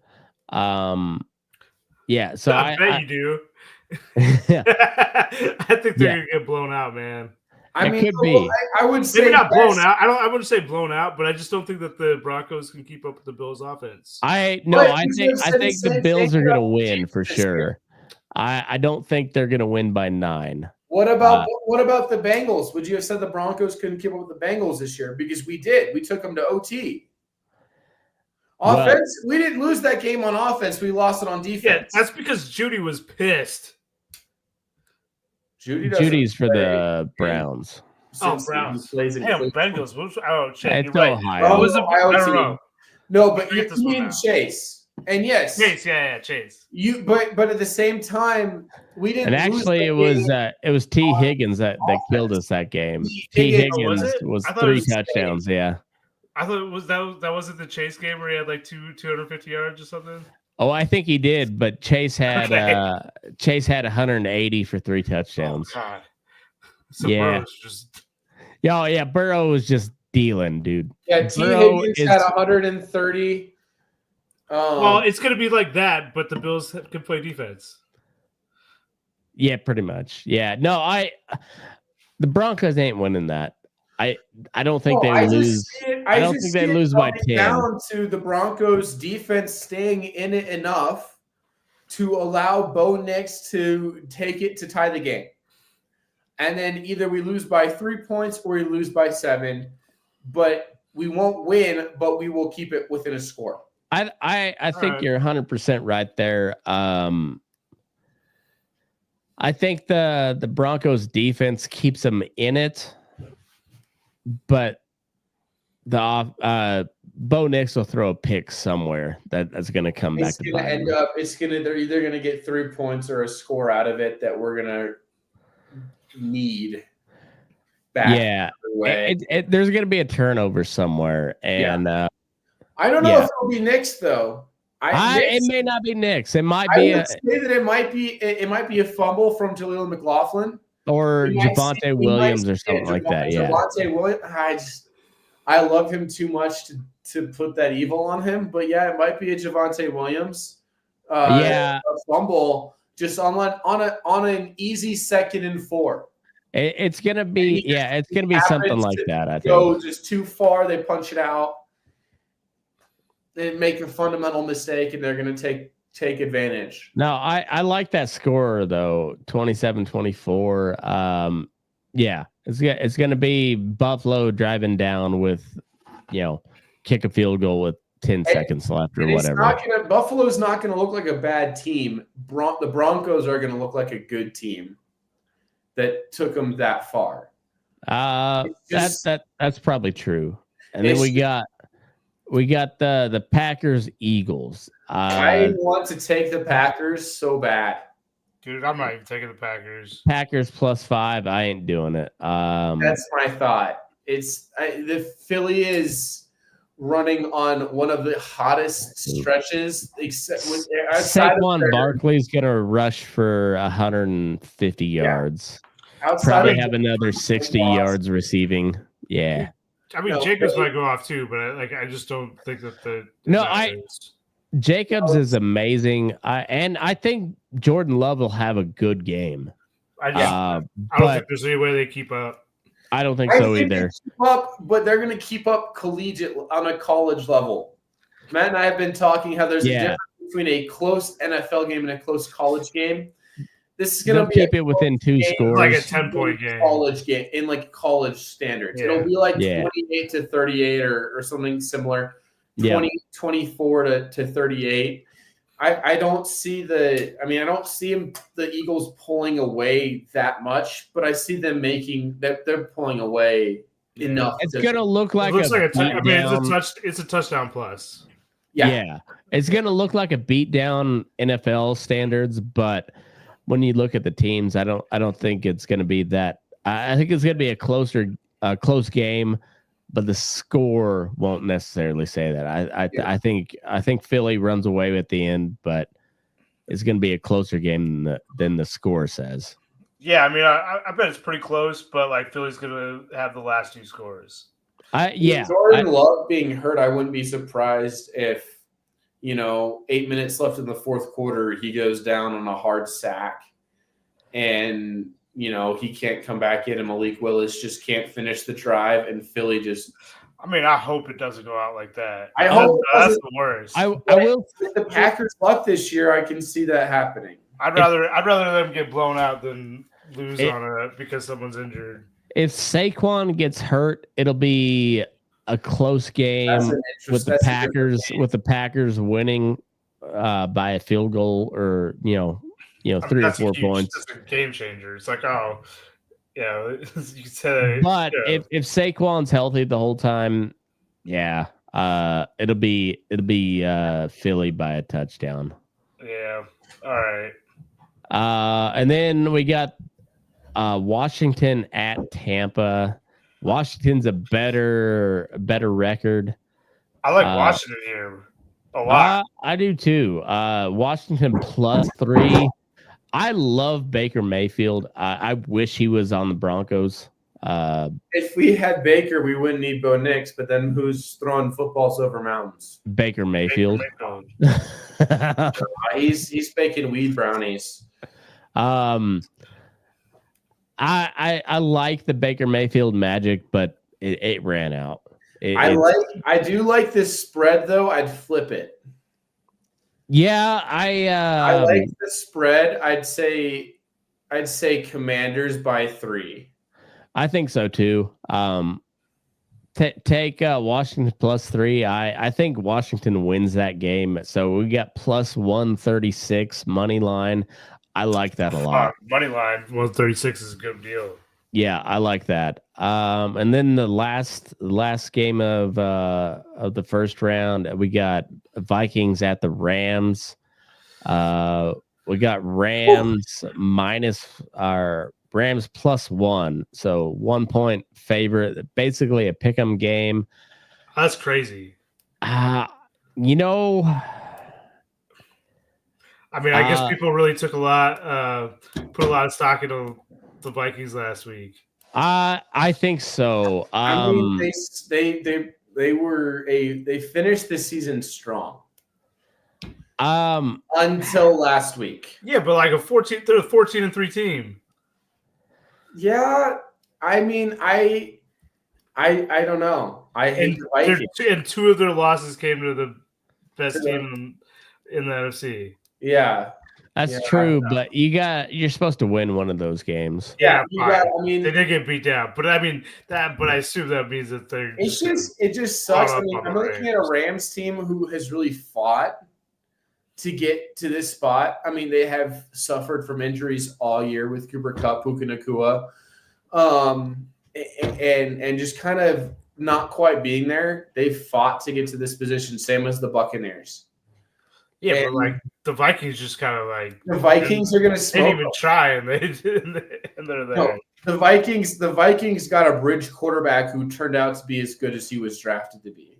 Yeah, who saw that coming? It doesn't hurt that he's got Hawkinson and Justin Jefferson. No, this is an offseason. This is a bad year for Justin Jefferson, and Justin Jefferson has put up 1,500 yards. It's considered not his best year, just on a touchdown standpoint. Not just considered by the numbers. It's his worst year. It is his worst year receiving, and he put up 1,500 yards and 14-3. That's more important. Like the numbers, because he did that with a losing team. They're 14-3, but 2 of those losses are against the Detroit Lions, a division rivalry, and I guess the first game was close. The second game was not. Look, if this was against the Lions, clearly I'm taking the Lions, but it's the Rams. So I'm taking the Vikings. I got to take Minnesota. It just sucks that the Packers are going up. If it was the Packers versus the Rams, I'm taking the Packers. Yeah, I think it's not a bad call. I'm gonna take the Rams. I like I like how they've been playing here lately. Now, It may not be a good pick, but I'm going to take Rams money line. Content. Now, if the Rams and the Chargers make it to their respective league championships, they will be played the same day in Las Vegas or Los Angeles with 15 minutes between the games to switch up. All they would be able to put on the midfield logo would be LA, and all they could only put Los Angeles in either end zone because they wouldn't be able to customize them for whoever is playing besides LA. We'll just put one of each. Right? You'll have Los Angeles Rams. Okay, put the Lakers in center field, and then just put the Rams. Have the Angels and the Dodgers on the other side, just like fuck it, we're just gonna do this. Yeah, fuck the Clippers. Yeah, honestly, just they can be on the jumbotron. It can say Clippers on the jumbotron. Just every LA team. Who else? What is it? The Sparks? Who's the WNBA? I don't know. What's the WNBA? We get some Kings in there. Yes, get the Kings. Every California team represented except for Rams. Do it like the CSU Snoop Dogg Bowl. Just have like Snoop Dogg and like a lowrider, and then end zones. Like, right. Just random people. It's in Inglewood. Diego versus St. Louis. Just do everything you can to divert the attention away from the fact that you don't have a home field advantage. I was just about to say, you have 2 games in LA and neither team is going to have home field advantage. Nope, not a one. Not a one. Packers, it was basically a home game because it was like 75% Packers fans there. Oh, dude, they should have moved either the Chargers or the Rams to Vegas and then just put the Raiders back in LA. Like that would have made way more sense. I mean, I guess, but like I can't believe the they Chargers, like the Rams just moved back to LA. Put the Raiders back in LA and send the Chargers to Vegas. That made I mean, but also the Raiders are kind of a dirtbag team and Vegas is the dirtbag city. It is the dirtbag city. I mean, it makes that has nothing going for it. They have like one of the best home field advantages. I know, and then now they don't have one, like because the Vegas stadium is just essentially, it's a party destination, and there's not a home field advantage there. I got a friend that works on ESPN radio, I think. But he'll send a picture every time he's there before the games, of like the stadium just empty. Oh yeah. I will say though, since the Rockies have been terrible for my entire life. Hey, we were good when I was 7 years old. Yeah, but what did we do to we went to build on that? Yes, 2 years later. Went back to the playoffs 2 years later. And then we went to the playoffs. We paid somebody to take our best player. 2018. Yes, we did. We played. Yeah, but that's because people still show up to games. With Nolan Arenado and Troy Tulowitzki. I just was grateful we didn't do that with Charlie Blackmon. Well, could you imagine if Charlie Blackmon retired an Angel? Oh, that would have sucked. I mean, it wouldn't have changed his ring total, but it would have. It would have sucked more. Oh, it might have. He might have won a ring. Oh my, Charlie Blackmon. Charlie Blackmon was going to be the tipping point for the Angels. You're starting to sound like Wyoming here, Jake. You're starting to sound like Wyoming. Look, I think Josh Allen still has 1 year of eligibility left, so maybe he needs a degree. He's no longer eligible. No, because he played in the pros. Yeah, but you pull like a J.R. Smith and go back and play golf. He could. Wyoming does have one of the top 10 teams. You guys have any grass there? What do we have? Grass. Yes. A lot of sand traps. A lot of sand only on the golf course. But we have one of the best because it's so windy here that if you go somewhere else, like golf is so easy. If you can shoot a decent score with 40-mile-an-hour winds, you have to shoot like 90 degrees to the other way just to make sure that it lands on the fairway. You do pretty well when you're playing in the Midwest or in the South. That's how I swing, but just because of my shit hook. All right, so early predictions for national championship winner and Super Bowl winner. Texas and the Ravens. I don't hate either one of those. I don't buy Texas, but on paper,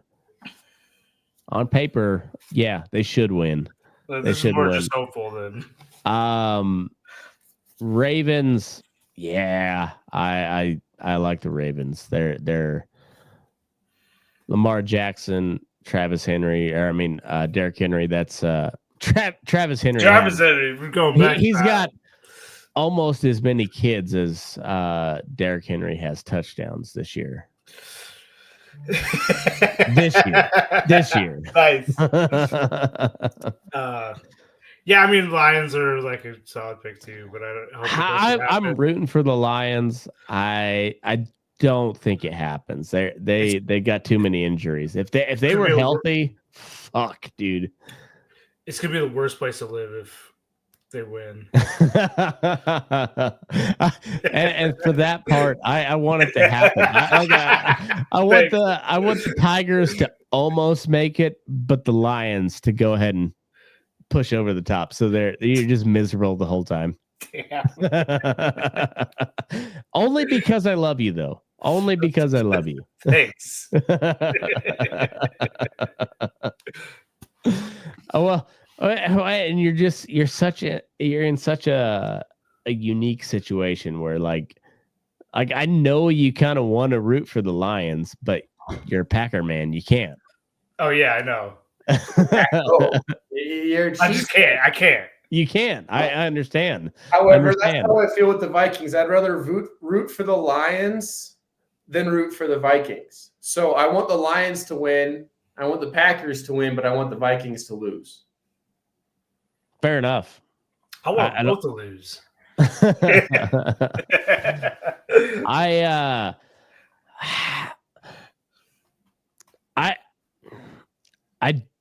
It's not a good bet to bet against the Chiefs, especially since the NFL really fucking loves them.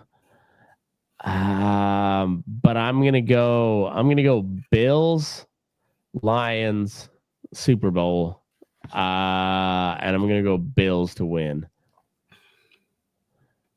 And that's a heart pick. That's not a brain pick. My brain says Chiefs, Eagles again. Probably Chiefs to win. But I hate all of that. I don't want it. I want. It's also just kind of boring. I know. We've seen it so much. I know. I want Bills and I want the Lions. Two teams that have never won it. And so somebody's got to win it. And I love Josh Allen and I love Dan Campbell.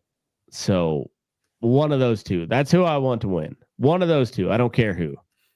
Yeah. I mean, that'd be fun. I don't see it happening, but that's my gut pick.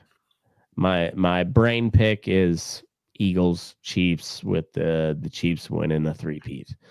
And I don't want that to happen. All right. Chiefs. Well, let's hope for some parity here. For sure. All said, I think we got a fucking excellent week of football. I hope to catch most of it. I got to go. I'm driving home Thursday for a funeral. And yeah. Yeah, Well, it's gonna be. sorry about that. Hopefully, It's you gonna be catch some. yeah, but yeah, I'm pretty excited about the games this week. I am too. I'm hoping to catch as many of them as I can. There's a good chance I won't see all of them, but I'm gonna try.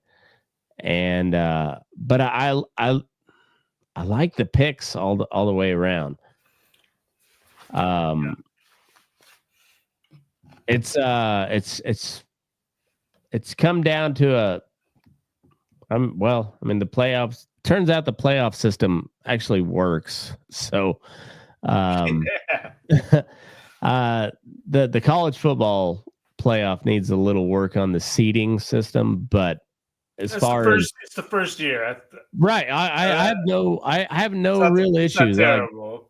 It's they'll fix it. Looking at it, you're just like, all right, so fix this, and I think you got a great system. Yeah, I do like the idea of a 24-team playoff, though. Dude, I hate it. I hate that there's no college football right now. College football's supposed to be over. Wyoming might get in, all right. Not okay. Besides that, look at the FCS. There is so much more parity than we would have with teams. No, top 24 than we would in the top 12. We get teams getting blown out by 50 points. We would also get games like we have whenever Miami plays anybody, where it goes into triple overtime and it's close. Or we would have a game like instead of Tennessee and Ohio State, it would be Ohio State, Oregon, where it is that close all the way to the buzzer, rather than a 42-17 beatdown. I mean, they didn't get the best of the Big 12. They got Arizona State, but there were other teams that deserved to be in there over Clemson, despite the fact that Clemson won the ACC to get in. That was at least a fun game. Clemson was at least fun to watch. Well, not Clemson, Texas. Clemson only made it a decent game because they put up 14 points in the second half. They were already down 28-10 at the end of the first. All right, so it's like new rule, just like so what I'm always saying, add Old Miss. If we had more teams, always add Old Miss. I don't even care. Ole Miss may or may not have 10 wins next season. I don't care if they do. Wyoming may or may not even have a winning record next season.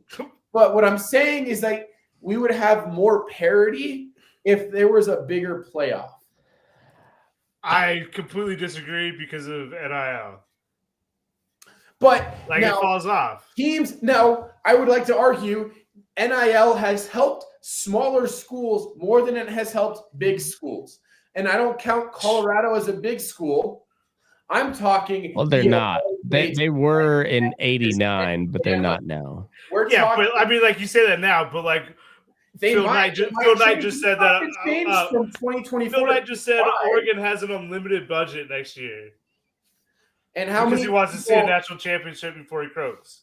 That's true, but it's probably not going to happen. Yeah, Oregon's soft. Unlimited. I mean, prime, but they're just gonna go get every player. Maybe it's gonna be like the Dodgers. They're gonna be like the Dodgers. We'll see how it works. I don't like that idea, but it's also going to happen at some point. We're looking at the FCS, and the FCS has shown that it can work. And I like the idea of having more teams, even 16 rather than 12. Look at how the NFL does it. 16 teams. All right, so I will say I'm willing to expand the playoff system if we get rid of the bowl system. Like, I agree to an extent. However, one of them has to go. 128 team playoff. You have to be one of the worst 5 teams in the country to not make the college football playoff. Oh, yeah. No longer about being the number 1. All right, we'll go 129 so Wyoming can get in. Number 28. they're gonna beat Akron. They're gonna beat what's the National Guard school? Penn State. Kent State, yeah.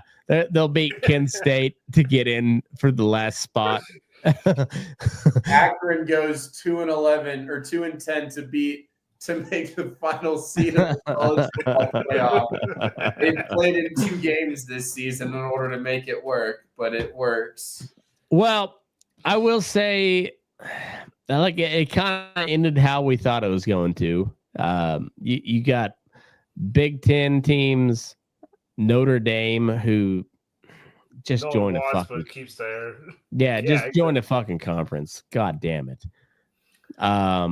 And then Navy and Army did it, and Army won the conference in their first year in a conference since the 90s. So and they got no love. But no love. This is an Army team who went, I think, 11-2. Yeah. Granted, they would have got fucking wrecked in the playoff game, but according to the rules that were laid out, they deserved to be there. Yeah. According to the rules that were laid out, 10-2 in the regular season, and then you're going to have a 3-win team 3-loss team in Clemson be in. Then that means Army theoretically should have been in ahead of a team. Oh, Clemson would have like the only team I can.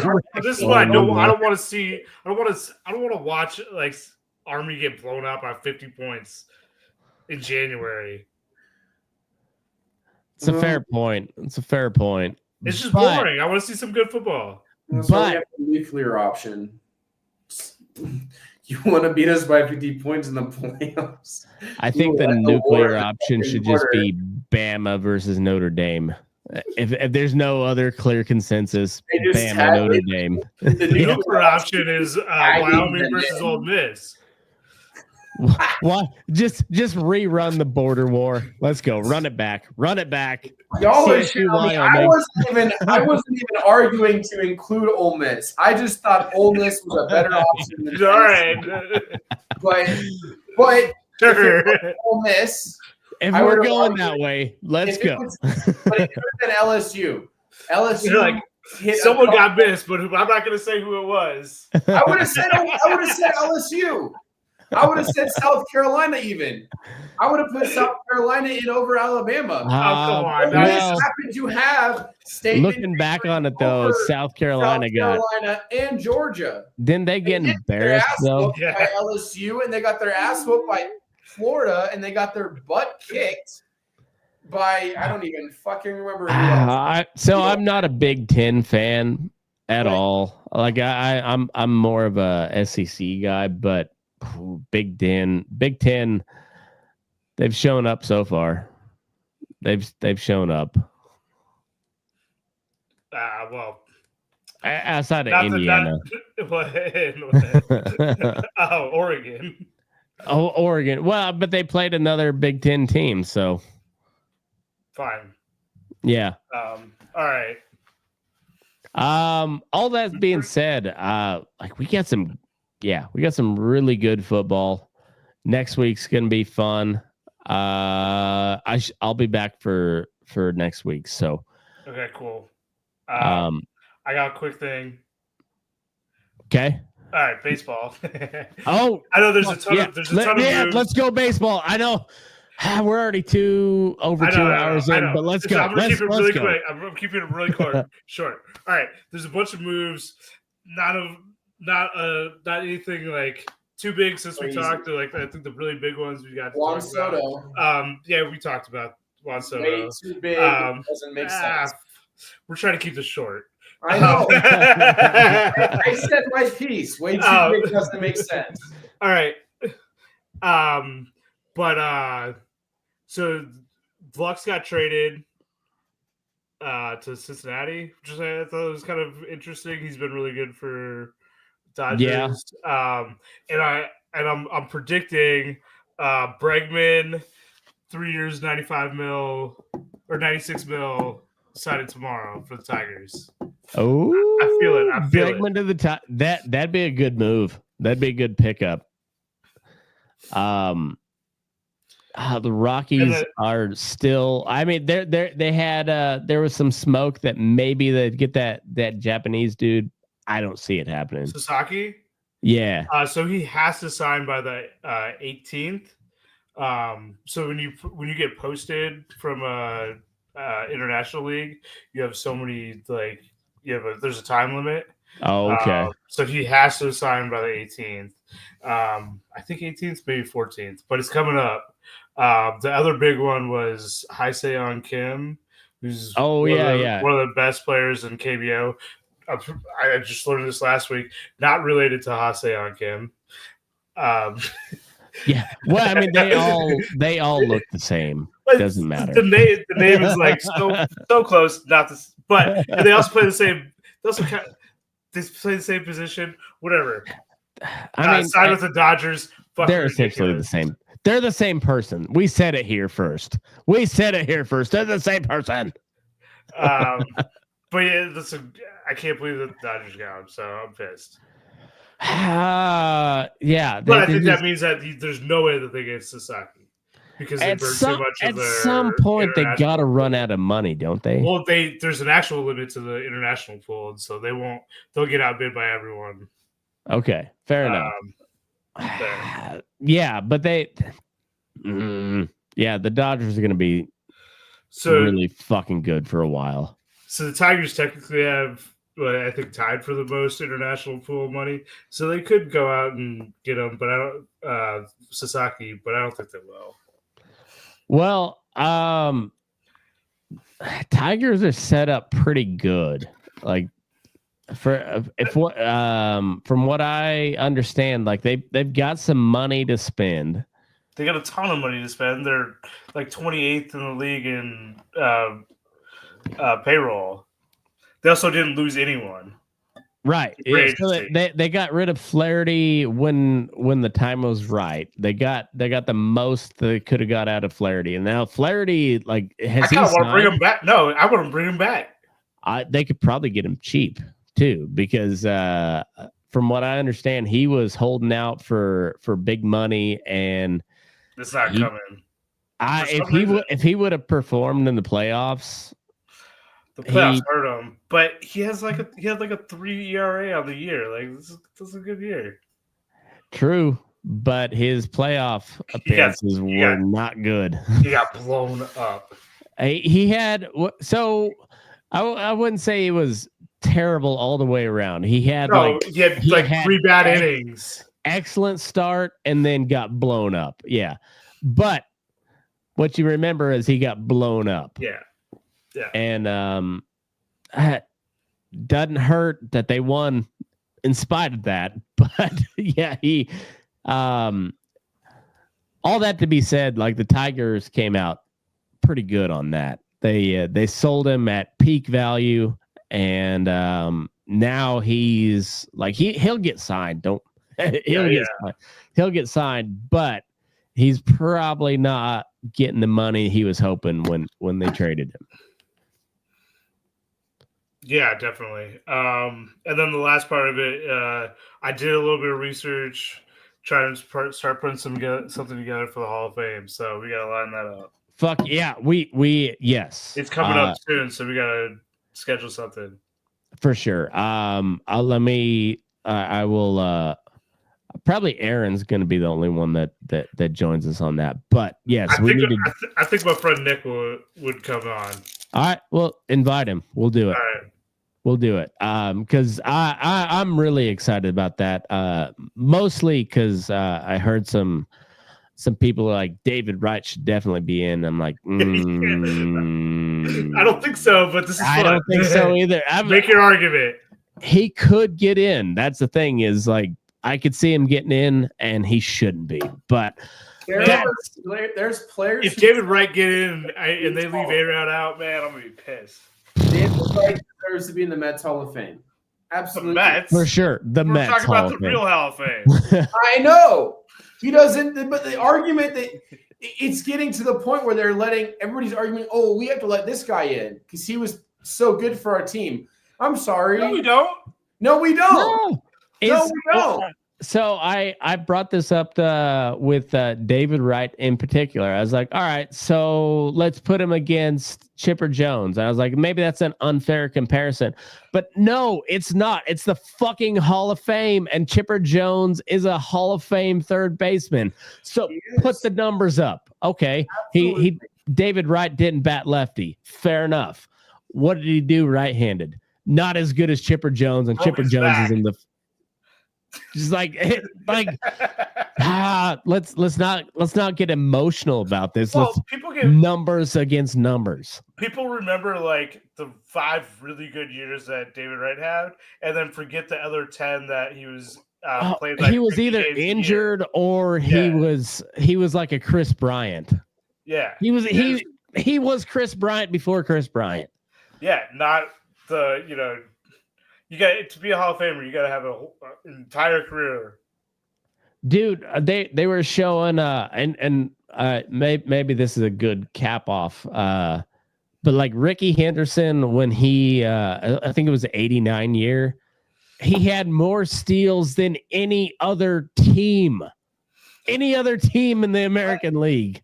I mean, but the other thing is like he by also, like 15 he also got like steals, over too. 300 career average. Yeah. Like he's got the most leadoff home runs ever. Yeah. Yeah. Like legit anomaly as far as baseball goes. Like there's a reason we talk about Ricky Henderson, because he's the only one to ever do it. Yeah.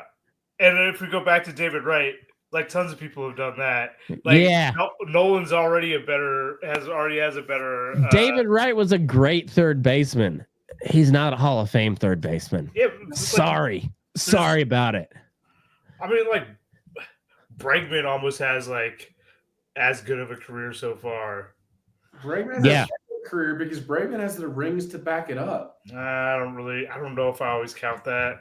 I don't count the rings because he played for the Astros, but if you want to talk about Wright being in the Hall of Fame, then Bregman could retire today and deserve the same. And he doesn't. All right. We're too much content here. The best question there is peak David Wright, peak Alex Bregman. Who you taking? I'm taking Bregman. Oh, I'm probably taking David Wright. What's peak? He was like 27, 28. I'm taking Bregman. I don't care. David Wright's good, but Bregman's had that consistency. Yeah, but for 1 year, for the peak, we're just talking peak. We're not talking career. But Bregman's peak was better than David Wright's. I don't know if that's true. Let's come back on that. And this is a preview for the Hall of Fame series, and I can't wait for this one. I can't wait for that. So, I'll do my due diligence. We'll get that set up because it's gonna be fucking great. But all that being said, great football this weekend, and we'll see you fellas back here on Tuesday. Thanks for tuning in, and move your ass. We're burning daylight.